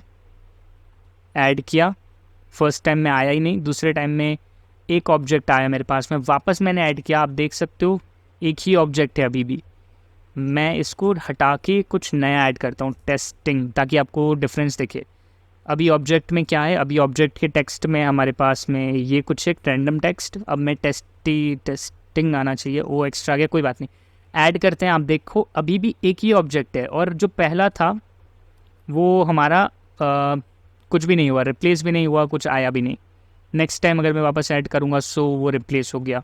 सो काइंड ऑफ आप देख सकते हो जो भी हमारा ऑब्जेक्ट है वो रिप्लेस हो जा रहा है, लेकिन ऐड नहीं हो रहा। सो ऐड करने के लिए जो प्रीवियस चीज़ें हैं, प्रीवियस जो आइटम्स हैं, उनको रखने के लिए नए एरे में हमको ये स्प्रेड ऑपरेटर लगाना पड़ रहा है। सो आई होप ये आपको अब थोड़ा सेंस बना रहा होगा। ओके, मैं इस कंसोल को हटा देता हूँ, इसका नीड नहीं है हमारे पास में, अभी कंसोल करने की कोई ज़रूरत नहीं है। ओके, सो हमने ऐड कर दिया है हमारे टू डूज़ एरे के अंदर में। अभी आइटम्स ऐड हो चुके हैं, जो भी मैं ऐड कर रहा हूँ वो ऐड हो रहा है, लेकिन यहाँ पर कुछ दिख नहीं रहा है, यूज़र को कुछ अभी दिख नहीं रहा है। सो यूज़र को दिखाते हैं, कैसे दिखाएंगे, हम लोगों को एक लूप लगाना पड़ेगा एरे के ऊपर, हम लोगों को मैप लगाना पड़ेगा ताकि हम जितने भी आइटम्स एरे के अंदर हैं वो सब यूज़र को दिखा पाएँ। सो मैं यूज़ करूँगा इसको, नहीं, मैं बटन के जस्ट ऊपर या बटन के जस्ट नीचे एक अनऑर्डर्ड लिस्ट क्रिएट करने वाला हूँ। यूएल हम लोग यूज़ करते हैं लिस्ट क्रिएट करने के लिए। मैं आपको पहले, अगर आपको नहीं पता, HTML का ये कॉन्सेप्ट है, मैं आपको एक लिस्ट क्रिएट करके दिखाता हूँ। लिस्ट बेसिकली दिखती कैसी है, अगर मैं इसको सेव करूँगा तो आप देख सकते हो ये एक लिस्ट है। डॉट जो आ रहा है, ये डॉट इसलिए आ रहा है क्योंकि हमने यूएल यूज़ किया है, अनऑर्डर्ड लिस्ट है। इसी की जगह अगर मैं OL यूज़ करता यानी ऑर्डर्ड लिस्ट, तो ये बेसिकली 1 2 दिखाता। तो ये बेसिकली HTML का कॉन्सेप्ट है, इसका रिएक्ट या जावास्क्रिप्ट से कुछ किसी से लेना देना नहीं है। हम लोगों को लिस्ट दिखानी है जितने भी आइटम है, इसलिए हम लोग UL को यूज़ कर रहे हैं। ठीक है, अब UL के अंदर li होती है, आपने सिंटेक्स देख ही लिया, तो हमको रिपीट करना पड़ेगा जितने भी एरे के अंदर आइटम्स हैं उनको लूप करके हम लोगों को li's क्रिएट करनी पड़ेगी डायनेमिकली। वो हम कैसे करेंगे, मैं इस UL को एक क्लास दे देता हूँ ताकि हम लोगों को बाद में क्लासेस अलग से नहीं लिखनी पड़े, साथ में हम लिखते जाते हैं। टू डू लिस्ट हम लोग इसको नाम दे देते हैं, ठीक है। एंड यहाँ पे मैं ओपन कर रहा हूँ एक्सप्रेशन करली ब्रेसेस, यानी मैं कुछ कोड लिखूँगा जावास्क्रिप्ट का। हाँ, टू डूज जो हमारा वेरिएबल है उसके ऊपर अब मैं लगा रहा हूँ मैप ऑपरेटर या map function, sorry not operator, function. Each to dos के ऊपर, टू डूज एरे के ऊपर अगर मैं लूप लगाऊंगा तो मुझे मिलेगा टू डू, यानी जितने भी एरे के अंदर आइटम है सब एक एक करके इस टू डू के अंदर आएंगे और लूप चलेगा, राइट। अब मैंने ये कर लिया, उसके बाद मुझे रिटर्न कराना है li। ये आप ध्यान से देखिएगा, मैं आपको एक बार फिर से एक चीज़ यहाँ पे मेंशन करता हूँ। ये एक एरो फंक्शन है, लेकिन इस एरो फंक्शन के बाद में मैंने यहाँ करली ब्रेसेस ना लगा के या फ्लावर ब्रेसेस कुछ लोग बोलते हैं इसको, मैंने पैरेंथेसिस लगाया है।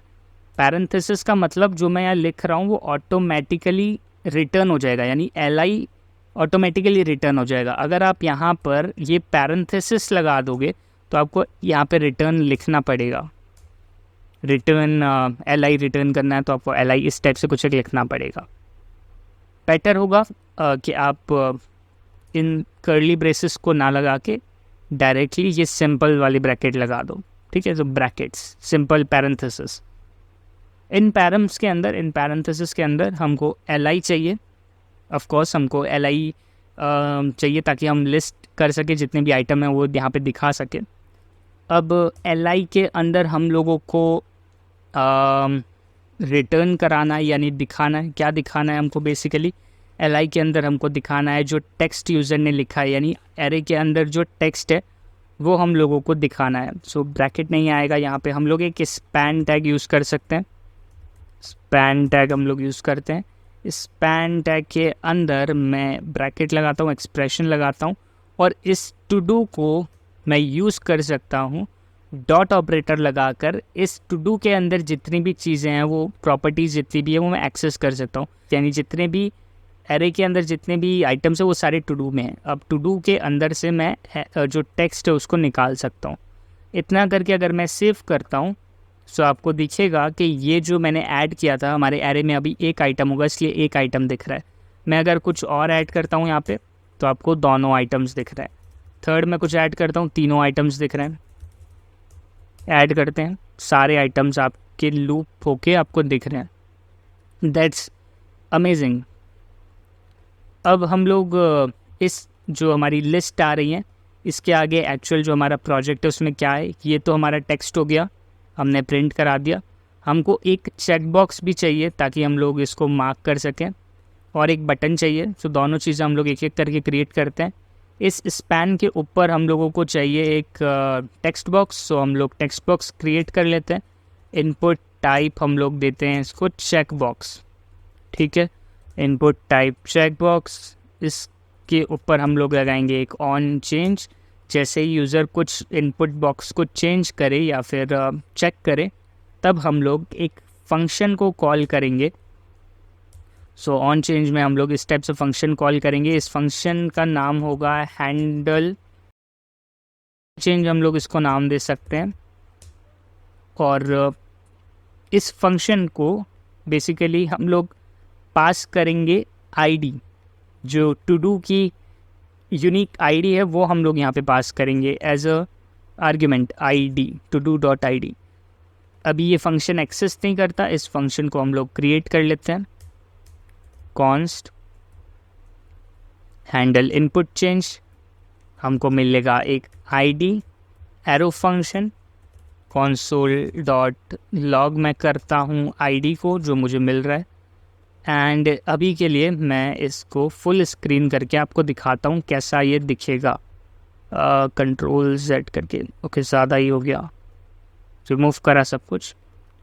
देखो अब मैं जैसे ही थर्ड वाले को चेक करूँगा, थर्ड वाले की यूनिक आईडी मुझे मिल रही है। फोर्थ वाले को अगर मैं चेक करूँगा, फोर्थ वाले की यूनिक आईडी मिल रही है। इस आईडी को हम लोग क्यों ले रहे हैं?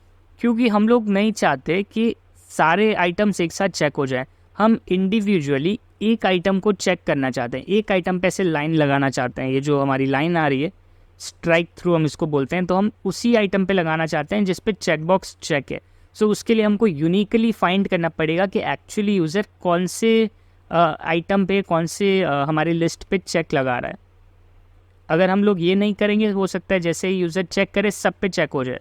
इसलिए हमको ये नहीं चाहिए, हम ऐसा नहीं चाहते। हमारा एप्लीकेशन ऐसा नहीं होना चाहिए कि एक पे चेक करने पे सब चेक हो जाए, या मैं इसको चेक कर रहा हूँ तो ये क्रॉस हो जाए, ऐसा नहीं चाहिए। इसलिए हम लोग आईडी यूज़ करेंगे हमारे इस लॉजिक के लिए। अब कोड में जाते हैं वापस से और देखते हैं हम लोग और क्या कर सकते हैं। इसको वापस मिनिमाइज़ करते हैं, कंसोल को बंद करते हैं। तो जो आइडिया है हम लोग इसको कैसे कंप्लीट ऐसे मार्क कैसे करेंगे। सो आइडिया बहुत सिंपल सा है। हमारा जो ऑब्जेक्ट है उस ऑब्जेक्ट के अंदर एक प्रॉपर्टी ऑलरेडी है, हमने बना रखी कंप्लीटेड।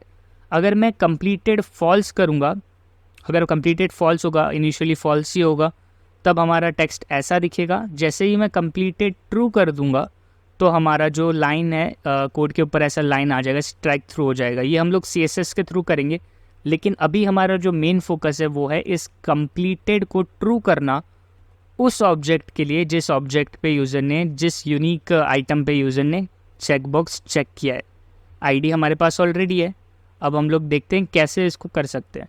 सो इसका कोड बहुत सिंपल सा है। एक वेरिएबल बनाते हैं हम लोग, अपडेटेड हम लोग टू डूज़ नाम का एक वेरिएबल बनाते हैं।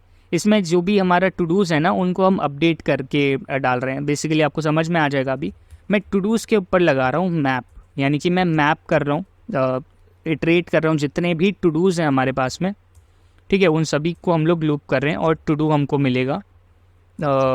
ईच इंडिविजुअल आइटम पे हम लोग मैप कर रहे हैं। यहाँ पे मैं एक इफ़ कंडीशन लगा रहा हूँ, if two do dot ID, जो हमारा जितने भी टू डूज़ हैं उन सब में टू डू निकालो एक एक करके हम देखेंगे। अगर जिसकी भी आईडी, जिस भी टू डू की, जिस भी एरे के ऑब्जेक्ट की आईडी मैच कर जाती है हमारी इस आईडी से, ये जो आईडी ऊपर में हमको रिसीव हो रही है, यानी कि जिस पे यूज़र ने चेक बॉक्स चेक किया है, राइट, जिस पे यूज़र ने चेक किया है, अगर मिल जाती है तब उस पर्टिकुलर ऑब्जेक्ट का कंप्लीटेड जो प्रॉपर्टी है उसको हम लोग ट्रू कर देंगे। ये भी देखिएगा बड़ा इंटरेस्टिंग है, इसको भी हम लोग समझते हैं। यहाँ पे हम लोग डील कर रहे हैं ऑब्जेक्ट से, रिटर्न में कर रहा हूँ एक ऑब्जेक्ट, ये ऑब्जेक्ट इस to do, updated to do के अंदर जाएगा, ठीक है। इस ऑब्जेक्ट में हमारे पास में और भी प्रॉपर्टीज़ हैं, एक है कंप्लीटेड, आईडी है और साथ में क्या है, टेक्स्ट है। मैं चाहता हूँ बाकी सारी ऑब्जेक्ट की प्रॉपर्टीज़ एज इट इज़ रहें, बस जो कंप्लीटेड वाली प्रॉपर्टी है वो ट्रू हो जाए या चेंज हो जाए। ट्रू और फॉल्स हमको दोनों ही करनी है। अगर ये देखो मैं चेक कर रहा हूँ मतलब ट्रू, और जैसे मैं अनचेक करूँ वो वापस फॉल्स भी होनी चाहिए। जब भी इसका नाम टॉगल है, मतलब टॉगल मतलब चेंज करना है। जैसे स्विच होता है, स्विच टॉगल होता है। हमारा जो स्विच होते हैं, जैसे इलेक्ट्रिसिटी बोर्ड में जो स्विच होते हैं वो बंद और चालू दोनों हो सकते हैं। तो अगर कुछ चीज़ टॉगल कर रही है मतलब वो दोनों तरफ काम करेगी। मैं इसको ट्रू भी कर सकता हूँ, फॉल्स भी कर सकता हूँ। सो अगेन मैं स्प्रेड ऑपरेटर लगाऊंगा, dot dot dot to do, यानी जितना ऑब्जेक्ट में ऑलरेडी है वो सब रहेगा, एज इट इज़ रहेगा ऑब्जेक्ट में, बाकी प्रॉपर्टीज़ में कुछ चेंज नहीं करना। लेकिन जो कंप्लीटेड प्रॉपर्टी है हमारे ऑब्जेक्ट की, उस कंप्लीटेड प्रॉपर्टी को हम लोग टू डू डॉट कंप्लीटेड, हमको मिल रहा है टू डू के अंदर जो कंप्लीटेड है उसको हम लोग टॉगल कर देंगे, यानी कि चेंज कर देंगे। नॉट मतलब अगर ट्रू है तो फॉल्स कर देगा, ये फॉल्स है तो ट्रू कर देगा। यानी अगर चेकड है तो ट्रू हो गया हमारा, ये टास्क जो है वो ट्रू हो गया, कंप्लीटेड ट्रू हो गया। अगर अनचेक करा तो फॉल्स हो गया। इस सिंटेक्स को मैं फिर से एक बार समझाता हूँ। Updated to dos, to do के ऊपर जितने भी टू डूज़ हैं एरे ऑफ ऑब्जेक्ट के ऊपर हमने मैप किया। एक एक ऑब्जेक्ट, एक एक एरे के इंडिविजुअल एलिमेंट पे हमने मैप किया, हमको टू डू के अंदर मिला। हमने एक इफ़ चेक लगाया, अगर आईडी मैच हो जाती है हमारे एक्सिस्टिंग एरे के अंदर जितने भी एलिमेंट है उसकी किसी की भी आईडी मैच हो जाती है इस आईडी से जो यूज़र ने चेक करते टाइम पे भेजी है, ठीक है, तो उस पर्टिकुलर ऑब्जेक्ट के लिए जितनी प्रॉपर्टीज़ बाकी की हैं उनको एज इट इज़ रखो, कंप्लीटेड वाली प्रॉपर्टीज़ को आप चेंज कर दो, टॉगल कर दो उस टू डू के लिए, ठीक है। तो ये इसका सिंपल सा सिंटेक्स था। अब हम लोग क्या कर सकते हैं, हम लोगों ने ये तो कर ही दिया है, हमारा अपडेटेड टू डू एक नया आप बोल सकते हो कि एक नया टू डू हमारा बन गया है। इसको हम लोग सेट टू डूज यूज़ करके हमारे इस टू डूज नाम के जो हमारा वेरिएबल इसको अपडेट कर देते हैं। यानी अभी टू डूज में क्या आ गया, सेट टू डूज यूज़ करके हमारा अपडेटेड टू डूज आ गया। बिफोर दैट मैं अपडेटेड टू डूज को एक बार कंसोल भी लॉक करा लेता हूँ ताकि आपको मैं अच्छे से एक बार और बता पाऊँ कि अपडेटेड टू डूज से क्या अचीव हुआ, राइट। जब आपको पता चल जाएगा क्या अचीव हुआ तो आपको फंक्शनैलिटी भी समझ आ जाएगी, ठीक है। सो इसको हम लोग एक बार के लिए रिफ़्रेश करते हैं, सब कुछ हटा देते हैं, सब कुछ क्लियर कर लेते हैं। एंड मैं एक प्रॉपर्टी ऐड करता हूँ, उसका नाम देता हूँ 1। एक लिस्ट ऐड कर रहा हूँ बेसिकली 1। अभी ये एरर आ रहा है, इसको इग्नोर कर दो। 1 के बाद मैं ऐड कर रहा हूँ 2, 2 के बाद मैं ऐड कर रहा हूँ 3, 3 चीज़ें ऐड करी हैं। एंड अब मैं इस 1 को कंप्लीट करना चाहता हूँ, तो यानी इस ऑब्जेक्ट को, इस 1 वाले ऑब्जेक्ट को, यहाँ पे जो 1 होगा फॉर एग्जांपल, उसको मैं क्या करना चाहता हूँ, कंप्लीटेड उसका मार्क करना चाहता हूँ ट्रू। उसी का कोड हमने लिखा है, मैं इसको चेक करता हूँ। ओके, सो हमारे पास में एक एरर आ गया, अनडिफाइंड रीडिंग टेक्स्ट। सो कहाँ एरर है एक बार देखते हैं, कहाँ एरर आ रहा है, कहाँ एरर आ रहा है। सो बेसिकली यहाँ पे हमको कुछ एरर मिल रहा है और ये बोल रहा है कि can not find text. Check करते हैं कहाँ बेसिकली इशू है। हमने करा है डॉट डॉट डॉट कंप्लीटेड, तो एक गलती मैंने यहाँ कर दी है। देखो अब मैं क्या कर रहा हूँ, मैंने आपको ये चीज़ नीचे बताई थी लेकिन मैं यहाँ पे वो चीज़ मिस कर दिया। इधर में जो भी हम लोग कर रहे हैं अपडेटेड टू डूज़ हमको मिल नहीं रहा क्योंकि इस मैप के अंदर हमने कुछ भी रिटर्न नहीं किया है। ओके, हमने इस मैप के अंदर कुछ भी रिटर्न नहीं किया है, सो हमको यहाँ पर एक्सप्लिसिटली रिटर्न करना पड़ेगा हमारे टू डू को। क्यों रिटर्न करना पड़ेगा, ये जो टू डू है यहाँ पर जो हो रहा है, ये जो रिटर्न हो रहा है, ये तो बेसिकली जो हमारा ऑब्जेक्ट है वो हम अपडेट कर रहे हैं, लेकिन जो अपडेट होने के बाद मिलेगा उसको हमको देना होगा इस अपडेटेड टू डू को, ताकि जितने भी ऑब्जेक्ट अपडेट हुए हैं वो सब हमारे अपडेटेड टू डूज़ में आ जाए। मैं इसको रन करता हूँ एक बार, फिर आपको अच्छे से वापस से बताता हूँ क्या गलती थी। एंड मैं ऐड करता हूँ एक बार फिर से 1। So that's a part of coding, कुछ इश्यूज़ आते रहते हैं। फ़िलहाल ये कोई इशू नहीं है, ये की का इशू है, ये मैं आपको बता दूंगा।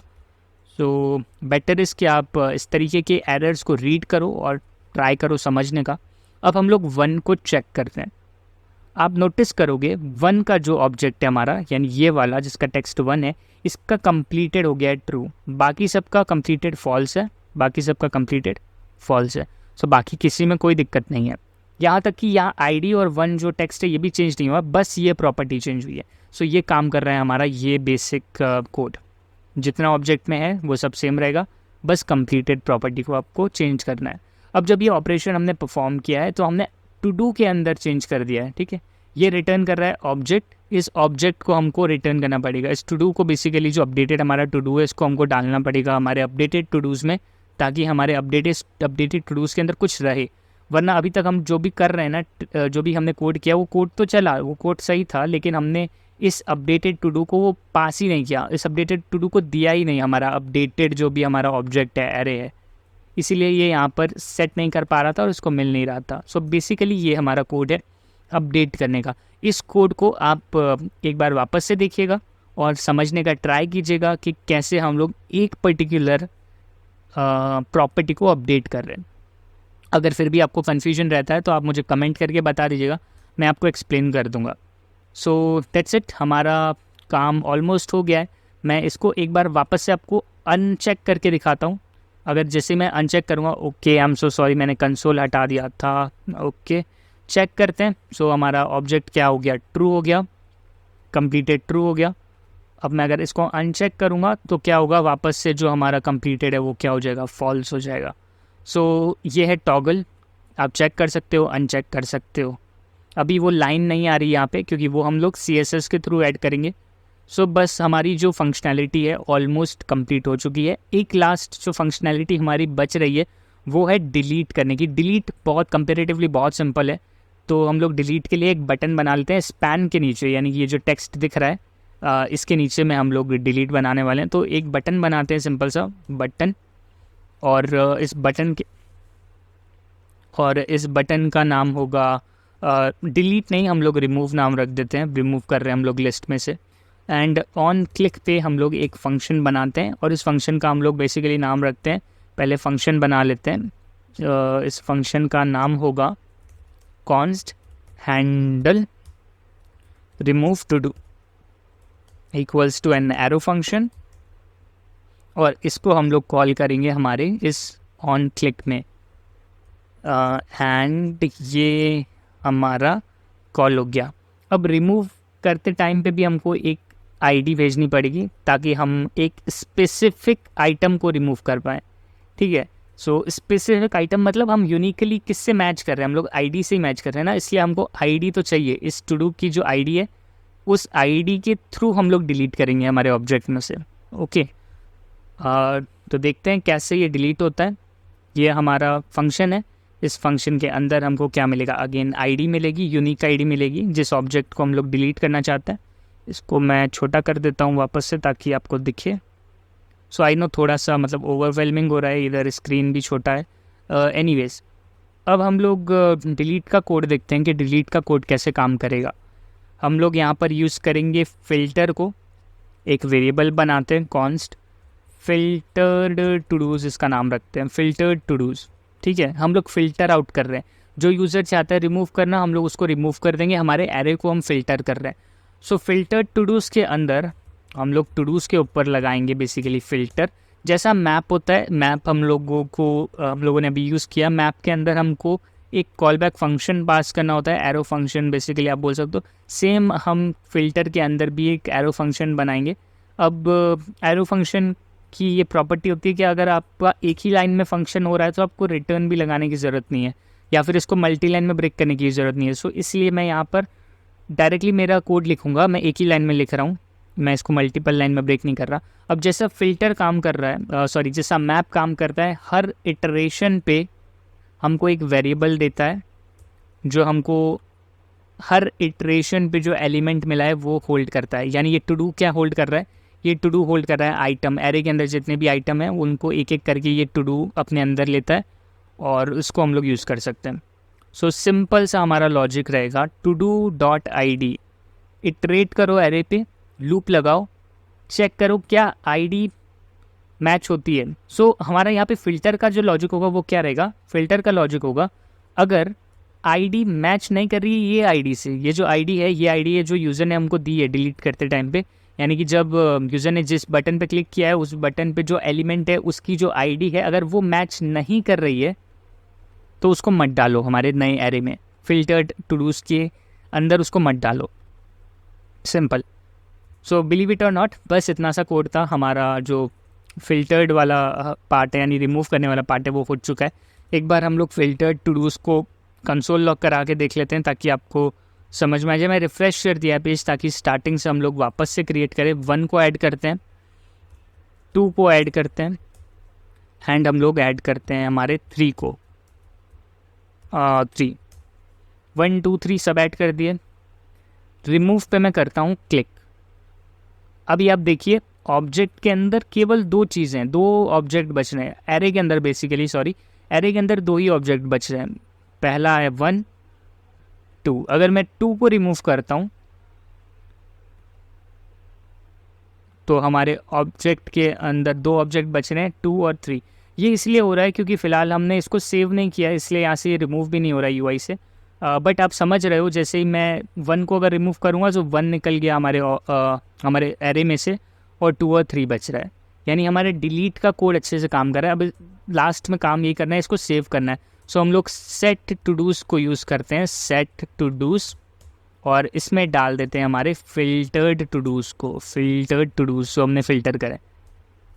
ठीक है, इसको अब हम एक बार वापस से रिफ़्रेश कर लेते हैं। रिफ़्रेश का नीड नहीं था, फिर भी मैं एक बार और रिफ़्रेश कर लेता हूँ एंड 2 ही इस बार एलिमेंट डालते हैं। 3 डाल लेते हैं ताकि समझ में आए, 1 2 एंड 3। ठीक है, एंड मैं रिमूव करता हूँ 3 को। तो आप देख सकते हो 3 निकल गया और इस बार हमने सेव किया था इसलिए 1 बचा है और 2 बचा है। मैं 2 को रिमूव करूँगा तो इस बार क्योंकि हम लोगों ने सेव कर रखा था इसको, इसलिए जो स्टेट है वो परसिस्ट रहा और केवल 1 बचा। अब 1 को भी रिमूव कर दूंगा, कुछ नहीं बचा। हमारे जो टू डूज़ नाम का एरे था वो उसकी लेंथ 0 हो गई है। तो हमने करंट ऑपरेशन की जो मेजर ऑपरेशन है वो परफॉर्म कर लिया। हमको क्रिएट करना हमने देख लिया, हमने रिमूव करना यानी कि डिलीट करना देख लिया, और साथ ही साथ हमने रीड करना देख लिया। हमारे एरे से हम लोग रीड करके यहाँ पे यूज़र को दिखा रहे हैं। सो क्रिएट, रीड और डिलीट हमने देख लिया है। अब थोड़ा सा इसका CSS ठीक करते हैं और हमारा एप्लीकेशन रेडी है लाइव होने के लिए। फंक्शनैलिटी वाइज हमने सब कुछ क्रिएट कर लिया है। अब थोड़ा सा CSS इसका सही करते हैं, CSS फिक्स करते हैं एंड वी आर डन। तो CSS फिक्स करने के लिए कुछ कुछ क्लासेस हैं जो मैं इसमें देता हूँ। फ़िलहाल अभी हमने यहाँ पे टू डू लिस्ट बनाया था और इस मैप के अंदर हम लोग li रिटर्न कर रहे हैं। इस li के ऊपर हम कुछ क्लासेस लगा देते हैं, क्लास नेम। एक चीज़ इंटरेस्टिंग है, ये आप ध्यान से देखिएगा। ये जो li है ना, ये li दिखा रहा है इसको, ये जो आइटम है। अगर मैं यहाँ पर एक क्लास दूँ completed और CSS के थ्रू मैं ये सेट कर दूं जब भी completed हो तो इस completed क्लास हो तो मैं इस टेक्स्ट के ऊपर एक स्ट्राइक थ्रू लाइन दिखाऊं, तो कितना इजी हो जाएगा मेरा काम। बट दिक्कत ये है कि ये completed मुझे केवल उसी केस में दिखाना है जब यूज़र ने चेक कर रखा हो। तो वो करना कैसे पॉसिबल है? वो करना बिल्कुल पॉसिबल है। सबसे पहले तो आप इसको रिमूव करिए। हम यहाँ पर यूज़ करेंगे बैक टिक्स। ठीक है, ऐसे नहीं, करली ब्रेसेस के अंदर हम लोग यूज़ करेंगे बैक टिक्स। ये बैक टिक कहाँ मिलेगा? ये बैक टिक आपको मिलेगा एस्केप की के जस्ट नीचे। ओके, ये हमारा स्ट्रिंग मैनिपुलेशन के अंदर यूज़ होता है। ये जावास्क्रिप्ट का कॉन्सेप्ट है, आप पढ़ सकते हो। स्ट्रिंग कॉन्कैटिनेशन या फिर इसका नाम क्या था, स्ट्रिंग इंटरपोलेशन, आप इसको सर्च कर सकते हो, आपको मिल जाएगा। यूजिंग बैक टिक अगर आप सर्च करोगे यूट्यूब पे आपको मिल जाएगा। तो पहली जो क्लास होगी वो होगी टू डू आइटम। तो ये तो सब पे लगेगी, मैंने यहाँ पे लिखा है। सो बेसिकली जैसे स्ट्रिंग काम करता है वैसे ये काम कर रहा है। बस इसमें जो स्ट्रिंग के साथ वेरिएबल अपेंड करना होता है वो बहुत ईजी हो जाता है। जैसे हम लोग आज तक स्ट्रिंग के साथ वेरिएबल कैसे अपेंड करते हैं, नेम इक्वल्स टू प्लस लगाकर आपको ऐसे वेरिएबल लिखना पड़ता है, मान लो वेरिएबल ऐसा लिखना पड़ता है। तो यहाँ पे प्लस लगाने की ज़रूरत नहीं है, आपको डायरेक्टली इसको हटाओ, डबल कोट्स को हटाओ, यहाँ पे लगाओ बैक टिक्स और इधर आप लगाओ डॉलर और कर्ली ब्रेसेस और आपका जो वेरिएबल है वो यहाँ पे आ जाएगा। सो स्ट्रिंग को इंटरपोलेशन यानी स्ट्रिंग के साथ वेरिएबल को ऐड करना ईजी हो जाता है यहाँ पे। हाँ ओके, सो हमारा टू डू आइटम तो रहेगा ही, टू डू आइटम क्लास हर एक केस में रहेगा जब ये चेक्ड हो ना हो। दूसरा है हमारा कंप्लीटेड क्लास, ये मुझे कंडीशनली ऐड करनी है। तो इसको कैसे ऐड करता हूँ मैं, आप देखिएगा यहाँ पर मैं लगा रहा हूँ डॉलर स्क्वायर ये कर्ली ब्रेसेस ताकि मैं वेरिएबल यूज़ कर सकूँ। वेरिएबल क्या है, टू डू, ये एक वेरिएबल है, इसके अंदर एक प्रॉपर्टी है डॉट कंप्लीटेड, डॉट कम क्या स्पेलिंग है कंप्लीटेड। टर्नरी ऑपरेटर में लगा रहा हूँ क्वेश्चन मार्क और कॉलन के आगे वाला होता है ट्रू, पीछे वाला होता है फॉल्स। यानी अगर ये कंडीशन ट्रू हो गई, फ़िलहाल कंडीशन दी नहीं है, मैं कंडीशन दे देता हूँ इक्वल टू ट्रू, और अगर ये ट्रू है तो कंडीशन देने की भी ज़रूरत नहीं है, बट फ़िलहाल मैं इसको सिंपल ही रखता हूँ। अगर to do dot completed true आ रहा है हमका तो ये केस चलेगा, यहाँ यह वाला कोड चलेगा। अगर फॉल्स होगा तो इसके पीछे वाला, कॉलन के पीछे वाला कोड चलेगा। सो कॉलन के आगे वाला मुझे पहले कुछ एक चीज़ लिखनी पड़ेगी, मुझे स्ट्रिंग चाहिए कंप्लीटेड, COMPLETED कंप्लीटेड, एल्स कुछ नहीं। इससे होगा क्या, इससे क्या अचीव हुआ, इससे अचीव ये हुआ, मैं आपको यहाँ पे दिखाता हूँ। ओपन करते हैं हम लोग हमारे एलिमेंट को और मैं इस एलिमेंट को सर्च करता हूँ, इस पूरे ही LI को मैं सर्च करता हूँ। UL है ये रहा LI पे अभी आप देखो क्या क्लास लगी हुई है, टू डू आइटम क्लास लगी हुई है। ये जो टू डू आइटम क्लास मैंने यहाँ लगाई थी ये है परफेक्ट। मैं जैसे ही चेक करूँगा आप देखो एक क्लास एडिशनली ऐड हो गई कंप्लीटेड, ये अलग से क्लास ऐड हो गई कंप्लीटेड, राइट, ये पहले नहीं थी। जैसे ही अनचेक करूँगा क्लास वापस हट गई।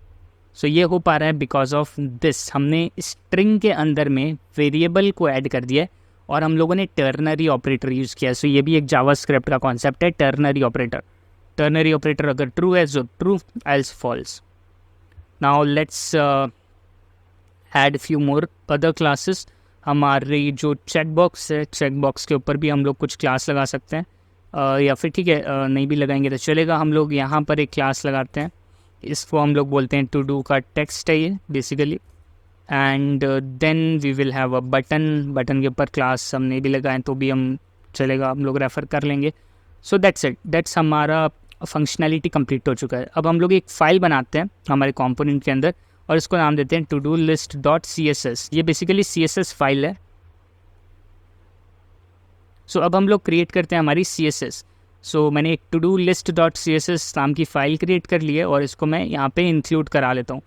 रिएक्ट के अंदर CSS इंपोर्ट कराना बहुत ईजी है, आपको बस लिखना है ./to-do-list.css और आपकी जो CSS फाइल है वो इंपोर्ट हो जाएगी। ./ यानी सेम डायरेक्टरी और उसके अंदर आपको टू डू लिस्ट और CSS इंपोर्ट करानी है।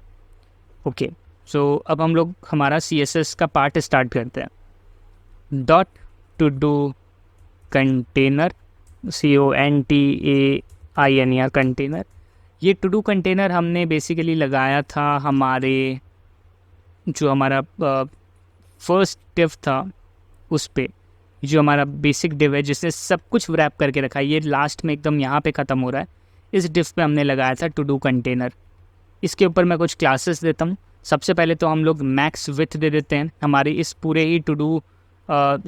इस वक्त मैं इसको साइड में ओपन करता हूँ ताकि हमको अच्छे से दिखे। इस फाइल को मैं क्लोज़ कर देता हूँ, ठीक है। मैक्स विथ हम लोग सेट कर देते हैं, इसकी मैक्स विथ हम लोग सेट कर देते हैं 400 पिक्सल्स। 400 पिक्सल्स, इसको मैं यहाँ से रिमूव करता हूँ। एंड अब जो हमारा जो कंटेनर है उसकी मैक्स विथ हो गई है 400 पिक्सल्स। देन हम लोग मार्जिन देते हैं, मार्जिन हम लोग दे सकते हैं 0। मुझे मार्जिन 0 रखना है, 0 ऑटो अगर मैं कर दूंगा सो ये क्या करेगा, बेसिकली ये कोड आपके इस डिव को सेंटर कर रहा है, यानी कि हमारा जो कंटेनर होगा उसको सेंटर कर देगा हॉरिजॉन्टली। फर्स्ट ज़ीरो का मतलब होता है टॉप और बॉटम से हमको मार्जिन 0 चाहिए, और लेफ़्ट और राइट से हमको ऑटो देना है। ऑटो जैसे हम देंगे, इसको मैं सेव करता हूँ। हमारा जो कंटेंट है वो क्या होगा, हमारा जो भी हमारा ये है, क्या बोलते हैं इसको, डिव है, ये है बेसिकली कंटेंट को सेंट्रली अलाइन कर देगा। पैडिंग दे देते हैं हम लोग, थोड़ा सा पैडिंग हम लोग देते हैं 20 पिक्सल्स। एंड देन हम लोग बैकग्राउंड कलर सेट करते हैं हमारे इस कार्ड का। मैं इसका F8 कलर देता हूँ इसको। F8 बिल्कुल स्लाइट ग्रे कलर होता है, आप चाहो जो कलर जो आपको अच्छा लगता है वो दे सकते हो। बॉर्डर रेडियस हम लोग सेट करते हैं। बॉर्डर रेडियस का काम होता है थोड़ा सा जो एजेस होते हैं उसको थोड़ा सा कर्व कर देता है ये।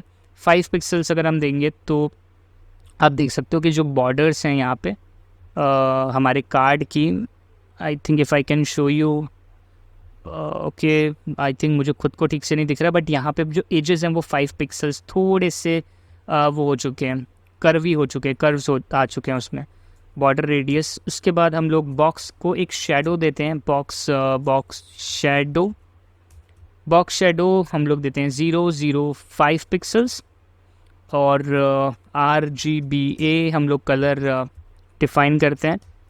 RGB हम लोग दे देते हैं 0,0,0,0,2 RGBA। सो हमने कलर 00 मतलब ब्लैक कलर दिया है, और थोड़ा सा शेडो के हिसाब से हमने 0.5 करा। अगर मैं 0.5 को 8 कर दूं तो आप देख सकते हो कि शेडो जो होगी वो बहुत ज़्यादा डार्क बनेगी। सो 0.2 रखता हूँ मैं। इन फर्स्ट 00 का क्या मतलब होता है, फर्स्ट 0 डिफ़ाइन करता है आपका जो लेफ़्ट साइड है उसको डिफ़ाइन करता है, not left actually right side को डिफ़ाइन करता है। आपका शेडो राइट साइड में बनेगा अगर मैं इसको 10 दे दूँगा, और अगर मैं सेकंड वाले को भी 10 दे दूँगा तो ये आपका नीचे की साइड में शेडो बनाना लगेगा।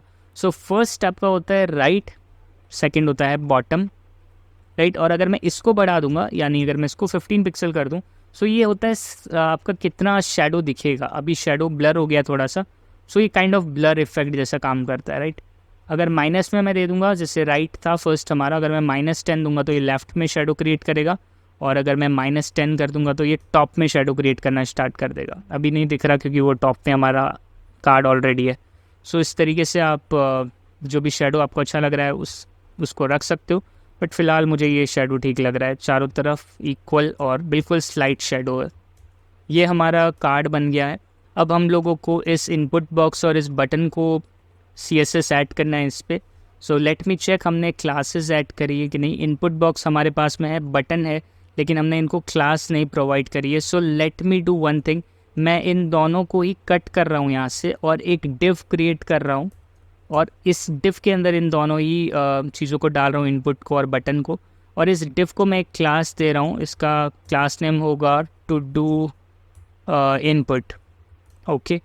एंड यहाँ पे हम लोग CSS ऐड करते हैं इसके लिए, dot to do input, and हम इसको डिस्प्ले दे देते हैं फ्लेक्स। एंड आफ्टर दैट हम लोग पैडिंग दे देते हैं, या फिर हम लोग देते हैं मार्जिन टॉप ऑफ 10 पिक्सल्स, ताकि मार्जिन हमको टॉप से थोड़ा सा मिल जाए। एंड आफ्टर दैट हम लोग इस टू डू इनपुट को यूज़ कर सकते हैं। इस टू डू इनपुट क्लास के अंदर बेसिकली जो इनपुट है और जो बटन है उसको हम लोग टारगेट कर सकते हैं। कैसे कर सकते हैं, हम लोग यूज़ करेंगे to do input class, space देके अगर मैं लिखूँगा इनपुट, सो ये बेसिकली इस इनपुट बॉक्स को टारगेट कर रहा हूँ मैं। ये CSS का एक तरीका है, ठीक है। अब यहाँ पे मैं देता हूँ फ्लेक्स 1। फ्लेक्स 1 का मतलब है जितना भी स्पेस अवेलेबल है ना, ये इनपुट उस पूरे स्पेस को ले लेगा। सो फिलहाल इतना स्पेस था, जितना भी स्पेस था वो सारा इस इनपुट बॉक्स ने स्पेस ले लिया। और ऐड बटन को जितना स्पेस ऐड बटन को चाहिए बस उतना ही स्पेस ऐड बटन ले रहा है, ताकि हमारे यूज़र को लिखने के लिए ज़्यादा स्पेस मिले, ना कि ऐड बटन जो स्पेस है वो वेस्ट हो रहा था ऑलरेडी। सो मैंने यहाँ पे फ्लेक्स 1 के थ्रू ये करा। पैडिंग हम लोग दे देते हैं थोड़ी सी, पैडिंग मैं इसको देता हूँ 5 पिक्सल्स। सो इनसाइड हमको थोड़ा सा स्पेस मिल रहा है, पैडिंग अंदर की साइड होती है, I hope you know. Then हम लोग देते हैं font size, so font size हम लोग थोड़ा सा बढ़ा देते हैं, फॉन्ट साइज़ हम दे देते हैं इसको 16 पिक्सल्स। 16 पिक्सल्स से हमारा जो टेक्स्ट होगा थोड़ा बड़ा हो गया है। एंड बॉर्डर रेडियस हम लोग सेट करते हैं। बॉर्डर रेडियस में दे रहा हूँ 5 पिक्सल्स, 0 0 एंड 5 पिक्सल्स अगेन। इसका क्या मतलब होता है? 5 पिक्सल्स यानी कि मैं जो ये बटन है हमारा, इसको केवल लेफ़्ट टॉप और लेफ़्ट बॉटम से ही बॉर्डर रेडियस देना चाहता हूँ। यहाँ पे राइट टॉप और राइट बॉटम से मुझे बॉर्डर नहीं देनी, यानी कि कर्व नहीं देने। इसलिए आप देख सकते हो यहाँ पे कर्व नहीं है और केवल यहाँ पे कर्व है, यानी कि राइट टॉप और राइट बॉटम में आपको, sorry not right, left top और लेफ़्ट बॉटम में आपको कर्व दिख रहा है, बाकी कहीं कर्व नहीं दिख रहा क्योंकि मैंने ये दोनों ज़ीरो कर रखे हैं। Okay, I hope that make sense. Then हम लोगों को इस बॉर्डर को हटाना है। ये ब्लैक बॉर्डर इतनी अच्छी नहीं लग रही है, मतलब जैसे ही मैं इस पर फोकस नहीं भी करूँ तब भी ये ब्लैक बॉर्डर आ रही है, तो मैं इसको बॉर्डर को कर सकता हूँ नन। ठीक है, जैसे ही मैं इसको नन किया आप देख सकते हो बॉर्डर हट गई। बट अगर मैं इस पर क्लिक करूँगा तो बॉर्डर वापस आ जाएगी, जैसे ही मैं इस पर फोकस करूँगा बॉर्डर वापस आ जाएगी। सो इसको हटाने का तरीका है, आउटलाइन को हम लोग कर सकते हैं नन। सो आउटलाइन नन करने पे अब मैं जब इस पर क्लिक भी करूँगा तब भी मेरी बॉर्डर नहीं आ रही है। So this is looking good. अब हम लोग टारगेट करते हैं इस टू डू इनपुट के अंदर अवेलेबल बटन को। ठीक है, सो एक चीज़ मेंशन करने वाली ये है कि अगर आप यहाँ पे लिख रहे हो टू डू के अंदर ऐसे बटन, सो जितने भी बटन इस डिव के अंदर होंगे, इस टू डू इनपुट वाले क्लास के अंदर जितने भी बटन होंगे उन सबको टारगेट करना आप स्टार्ट कर दोगे। इसीलिए मैंने इस डिव को केवल इन दोनों चीज़ों के लिए रैप किया है, राइट। मैं नहीं चाहता नीचे के बटन्स अफेक्ट हों, इसलिए यहाँ पर जो डिव है जिसमें क्लास है टू डू इनपुट, उसमें केवल ये दो चीज़ें ही हैं। आई होप आपको ये चीज़ समझ में आ रही होगी। So padding 5 pixels and from sides, so it will take 10 pixels and our button will have a font size just जितना हमने हमारे टेक्स्ट को दिया था 16 पिक्सल्स का हमने टेक्स्ट साइज दिया था। सो यहाँ पर भी 16 पिक्सल्स बटन के अंदर होगा। बैकग्राउंड कलर हमारे बटन का होगा ग्रीन टाइप का। सो इसके लिए एक हैक्स कोड है ऑलरेडी मेरे पास में 4CAF50। ये एक ग्रीन टाइप का कलर होता है, बहुत सेटल ग्रीन होता है ये हमारा, शायद इसको मैं थोड़ा और लाइट बना सकता हूँ, इतना अच्छा नहीं लग रहा है मुझे। So I think this is good. Then हमको ऐड करना होगा कलर, क्योंकि अभी हमारा जो टेक्स्ट का कलर है वो ब्लैक है, मैं चाहता हूँ उसका टेक्स्ट का कलर वाइट हो जाए। सो मैं #FFF ऐड कर दूँगा। So F basically stands for white kind of colour. So हमारा जो टेक्स्ट है वो वाइट हो गया। अभी ये इतना अच्छा नहीं लग रहा क्योंकि बॉर्डर आ रही है। सो बॉर्डर अगेन नन करनी पड़ेगी क्योंकि नहीं चाहिए, बॉर्डर नहीं चाहिए हमको। यहाँ पे आएगा हमारा एक सेमीकॉलन, इधर भी सेमीकॉलन आएगा, बॉर्डर निकल गया एंड दैट्स इट। अब जैसे यहाँ पे मैंने थोड़ा सा कर्व दिया है ना इस साइड, मैं यहाँ पे भी दो राइट टॉप में और राइट बॉटम में कर्व दे देता हूँ ताकि ये कर्व मैच हो जाए, थोड़ा सा अच्छा दिखे। सो उसके लिए हम लोगों को यूज़ करना पड़ेगा बॉर्डर रेडियस अगेन। अब पहले हमने क्या दिया था 5 पिक्सल्स 0 0 5 पिक्सल्स, अब हम लोग देंगे 0 then 5 pixels 5 pixels and 0। so this will make sure कि हमारे इस साइड बॉर्डर रेडियस ना आए, इस साइड बॉर्डर रेडियस है। सो अब अच्छे से अलाइन हो गया, इस साइड भी रेडियस है, इस साइड भी रेडियस है और बीच में ये दोनों अच्छे से दिख रहा है। एंड फाइनली हम लोग इस बटन के ऊपर लगा देते हैं कर्सर पॉइंटर। कर्सर पॉइंटर क्या करेगा, हमारा जो और जैसे यूज़र जाएगा इस पर देखो ऐसा हाथ बना हुआ आ रहा है ना, एक फिंगर बनी हुई आ रही है। So this is because of this cursor pointer. That's it, हमारा बटन भी अच्छे से कलर हो गया है, स्टाइल हो गया है। अब हम लोग स्टाइल लगाते हैं हमारे टू डू लिस्ट पे। लेट मी चेक हमने टू डू लिस्ट नाम की क्लास बनाई कि नहीं। यस वी हैव, यानी हम लोग इस लिस्ट को अब हम लोग थोड़ा सा स्टाइल देने वाले हैं। टू डू लिस्ट डॉट लगाना पड़ेगा एंड इसमें हम लोग स्टाइल ऐड करते हैं। हाँ, सो पहले तो मैं लिस्ट के स्टाइल को कर देता हूँ नन। अभी देखो यहाँ पे मैंने ऑर्डर्ड लिस्ट अनऑर्डर्ड लिस्ट जो भी बनाया था, यहाँ पे एरो ये पॉइंट बुलेट आ रहे हैं, राइट। इसको बुलेट बोलते हैं, इसको मुझे हटाना है। मैं नहीं चाहता ऐसे बुलेट मुझे दिखे, गंदा सा दिख रहा है। सो मैं लिस्ट स्टाइल टाइप को कर सकता हूँ, इसको मैं कर सकता हूँ नन कर सकता हूँ आई गेस। यप, मैं जैसे ही नन करा यहाँ पे देखो सारे हट गए, तो हमको अब अच्छा सा दिख रहा है, वो कम से कम बुलेट्स नहीं दिख रहे। सेकंड हम कर सकते हैं इसके अंदर पैडिंग हम लोग दे देते हैं, फ़िलहाल पैडिंग हम लोग कर देते हैं 0। कोई भी एक्स्ट्रा पैडिंग नहीं चाहिए। सो यहाँ पे जो भी पैडिंग थी वो सब हट गई है और हमारा आइटम जो है वो लिस्ट यहाँ से स्टार्ट हो रहा है। देन अब हम लोग क्या करेंगे, हम लोग हमारे आइटम्स को, क्योंकि ये तो लिस्ट थी, लिस्ट को हमने स्टाइल कर दिया।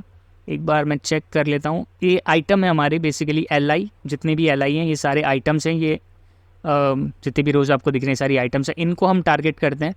तो टू डू हाइफन आइटम था, आइटम्स था, आई थिंक आइटम है, यस आइटम है। सो टू डू आइटम पे हम लोग थोड़ी स्टाइलिंग लगाते हैं। टू डू आइटम को हम लोग दे देते हैं display of flex. Okay, then हम लोग करते हैं align items center. Align items अगर मैं सेंटर करूँगा, सो अभी बहुत ज़्यादा सिग्निफिकेंट चेंज आपको दिख नहीं रहा है। मार्जिन टॉप मैं कर देता हूँ थोड़ा सा 10 पिक्सल्स कर देते हैं। मार्जिन टॉप मार्जिन बॉटम करना ज़्यादा सेंस बनाएगा, ताकि जितने भी नए एलिमेंट्स आते जाएं सब में मार्जिन बॉटम जो है वो ऐड हो। ऐड नहीं हुआ क्या? 15 करते हैं, हो रहा है। सो मार्जिन टॉप हमने मार्जिन बॉटम हमने दे दिया 10 पिक्सल्स। एंड उसके बाद हम लोगों को स्टाइल करना है हमारे टू डू आइटम। अच्छा हाँ, अब हम लोगों को स्टाइल करना है हमारे इस पर्टिकुलर पार्ट पे।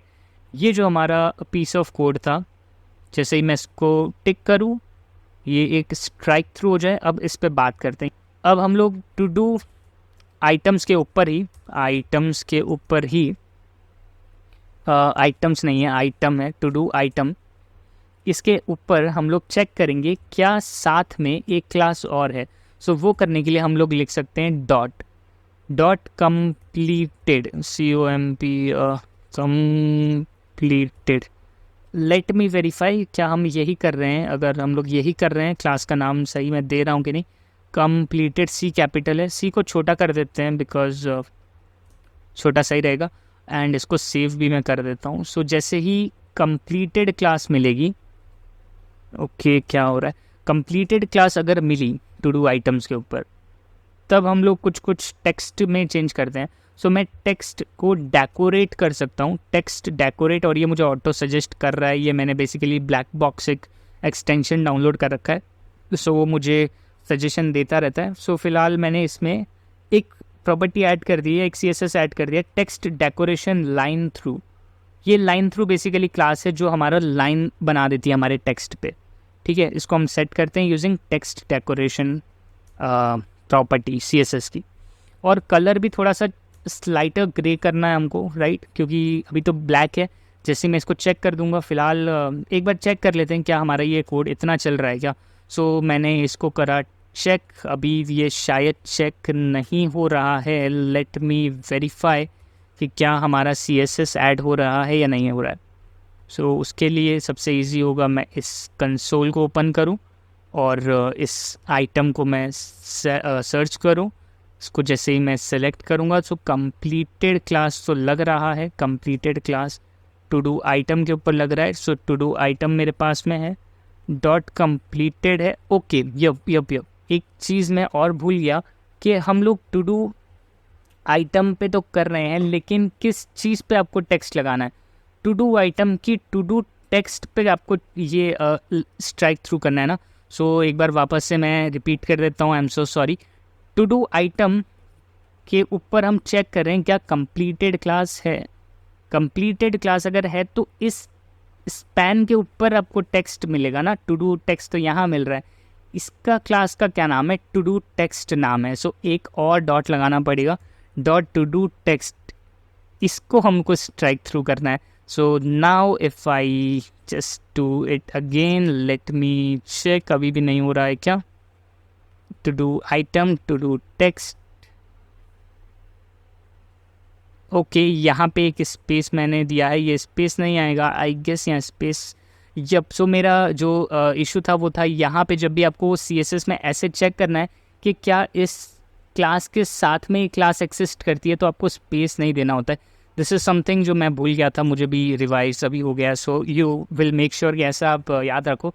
टू डू आइटम्स के साथ में अगर आपको चेक करना है क्या कंप्लीटेड भी एक्सिस्ट करता है, तो आपको स्पेस नहीं देना है। So I am sorry for that. And space देकर हम लोग इस वाली क्लास पे ये प्रॉपर्टी ऐड कर रहे हैं, टेक्स्ट डेकोरेशन लाइन थ्रू। सो अब ये अच्छे से काम कर रहा है, जिस पे भी कंप्लीटेड है वो ऐसे स्ट्राइक थ्रू लाइन दिख रही है, और जिसमें नहीं है उसमें लाइन नहीं दिख रही है। That's cool. नाउ अब हम लोग थोड़ा सा कलर भी चेंज कर लेते हैं, इसको वापस से ऐसा ही कर लेते हैं। कलर चेंज करना है क्योंकि अभी ब्लैक कलर से लाइन थ्रू अच्छी नहीं लग रहा है। हम लोग टेक्स्ट का थोड़ा कलर चेंज कर देते हैं। हम कलर में दे देते हैं लाइट, हमको ग्रे चाहिए तो #888 आप यूज़ कर सकते हो। F8 नहीं, वो वाइट सा हो जाएगा। 888 आप करोगे तो देखो बहुत ग्रे कलर आ गया है। तो ये अच्छा दिख रहा है फ़िलहाल मुझे। देन टू डू आइटम, ठीक है, अभी तो हमने टू डू आइटम में अगर कंप्लीटेड हो उस पर करा है, अगर कंप्लीटेड नहीं हो तब भी थोड़ा बहुत स्टाइल करना है ना।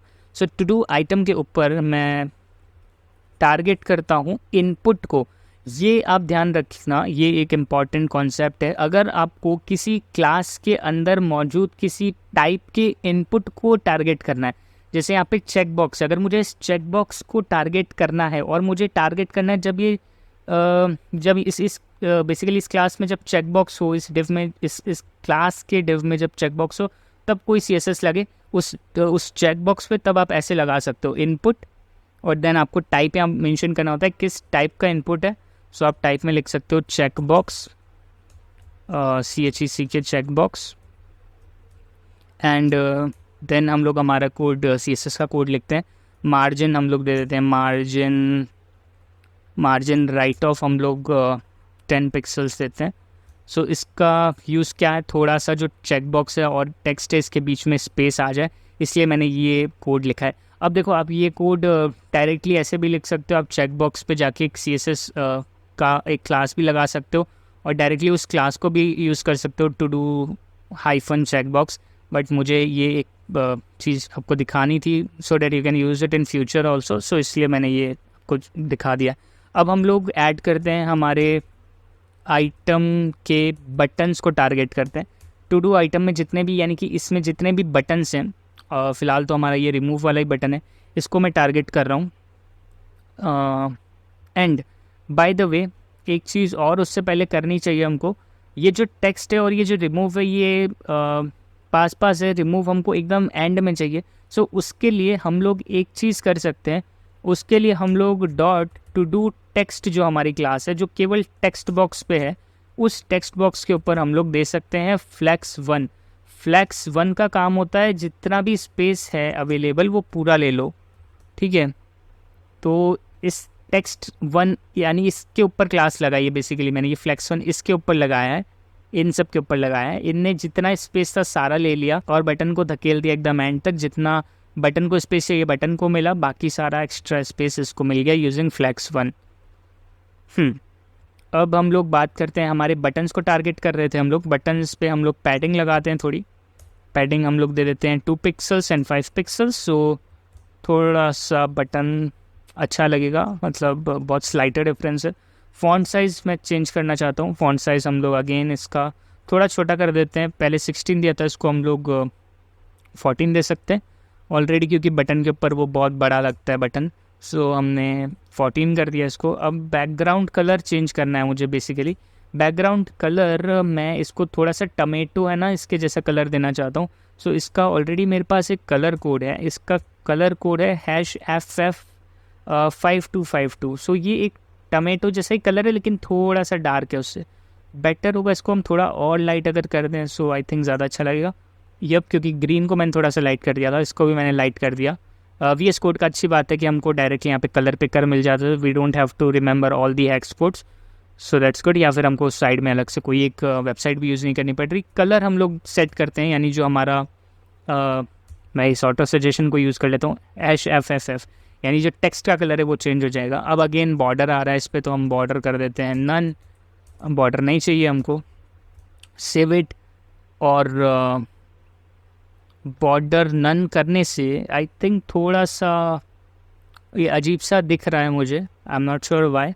कर्सर लगा देते हैं, कर्सर पॉइंटर हम लोग लगा देते हैं, कर्सर पॉइंटर, ताकि जब भी मैं इस पर होवर करूं तो ये मेरा जो कर्सर है वो पॉइंटर हो जाए। इस पर बॉर्डर रेडियस लगा देते हैं, शायद बॉर्डर रेडियस 5 पिक्सल्स अगर चारों तरफ से लगा दे सो थोड़ा चेंज तो लगेगा। ओके, आई थिंक ठीक है, आई थिंक अच्छा लग रहा है। सो जूम आउट करते हैं, काफ़ी ज़्यादा मैं जूम करा हुआ था। आप इसका साइज़ बढ़ा सकते हो, बेसिकली ये आपके ऊपर है, और आप इसके CSS को थोड़ा अच्छा कर सकते हो। ये तो बहुत बेसिक बेयर बोन CSS मैंने लिख के रखा है। एंड हमारा एप्लीकेशन रिमूव भी कर रहा है, आइटम्स को ऐड भी कर रहा है। और बेसिकली ये जो बॉर्डर आ रहा है ये कैसे आ रहा है, तो ये आ रहा है जब मैं टैब दबाता हूँ तो जो नेक्स्ट आइटम होता है उस पर फोकस चला जाता है। सो अगर आपको ये भी रिमूव करना है तो आप जनरली, जैसा हमने ऊपर आउटलाइन नन किया था, शायद ये आउटलाइन नन करने से ये इशू हमारा रिजॉल्व हो जाएगा, इसमें भी बॉर्डर नहीं आएगा। Let me check, yup border नहीं आ रहा है। बट इससे एक चीज़ होगी ये कि आपको पता नहीं चलेगा आपका जो फोकस है अब कहाँ है। सो अच्छा आइडिया ये रहेगा कि आप इसकी बॉर्डर को, आउटलाइन को बेसिकली नन ना करो, और देखने दो यूज़र को, मतलब पता चलना चाहिए किस जगह पर आपका फ़िलहाल फोकस है। अगर मैं एक और बार टैप करूँगा तो इस चेक बॉक्स पे चला जाएगा, एक और टैप करूँगा तो इस रिमूव पे चला गया control. So that is required, इसलिए हमने इसको रहने दिया है। सो दिस इज़ इट, हमारा एप्लीकेशन वर्क कर रहा है। Now we are almost done. हमारा एक जो छोटा सा इशू बच गया उसको हम लोग फिक्स कर लेते हैं। यहाँ पर हमारा जो टू डू लिस्ट है ये टॉप पे बिल्कुल स्टिक है, इसको थोड़ा सा नीचे लेके आते हैं। सो हम बेसिकली मार्जिन दे सकते हैं। मैं हमारे इस डिव पे, जो आउटर डिव है उस पर थोड़ा सा इनलाइन स्टाइल ही दे देते हैं।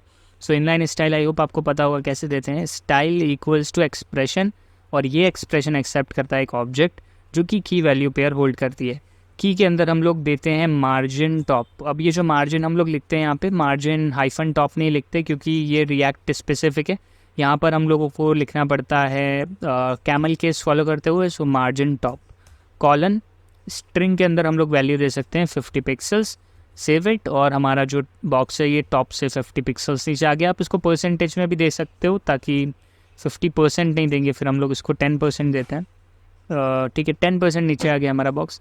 एक और इशू है, जब भी मैं कुछ यहाँ ऐड कर रहा हूँ और ऐड पे क्लिक करता हूँ तो ये वाला जो टेक्स्ट है, इनपुट है, वो क्लियर नहीं होता। उसको हम लोग क्लियर कर सकते हैं, उसको क्लियर करना बड़ा ईजी है। जब हम लोग टेक्स्ट ऐड करते हैं, सो बेसिकली कहाँ हम लोग टेक्स्ट ऐड करते हैं, ये हमारा हैंडल ऐड टू डू नाम का फंक्शन है।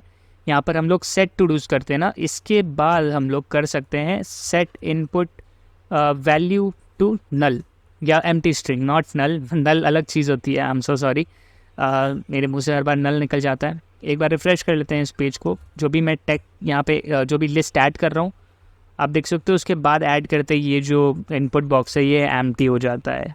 ठीक है, सो दैट्स इट। आई थिंक हमारा एप्लीकेशन पूरी तरीके से काम कर रहा है। आप चेक कर सकते हो, आप रिमूव कर सकते हो, and we are done. So that's it, हमारी एप्लीकेशन यहाँ पे कंप्लीट होती है। आप इस एप्लीकेशन को खुद से बना के एक बार ट्राई करिएगा, और अंडरलाइन जो कॉन्सेप्ट हैं ये सेम रहेंगे। भले ही ये रिएक्ट में आप बनाना चाहो तो आप बना सकते हो, आप चाहो तो जावास्क्रिप्ट के अंदर भी इसको बड़े आराम से बना सकते हो। जो कॉन्सेप्ट रहेगा जावास्क्रिप्ट का वो सेम रहेगा, थोड़ा सा कोड का सिंटेक्स चेंज हो जाएगा ड्यू टू जावास्क्रिप्ट और रिएक्ट जेएस का JSX आपके पास नहीं होगा, but you can make it.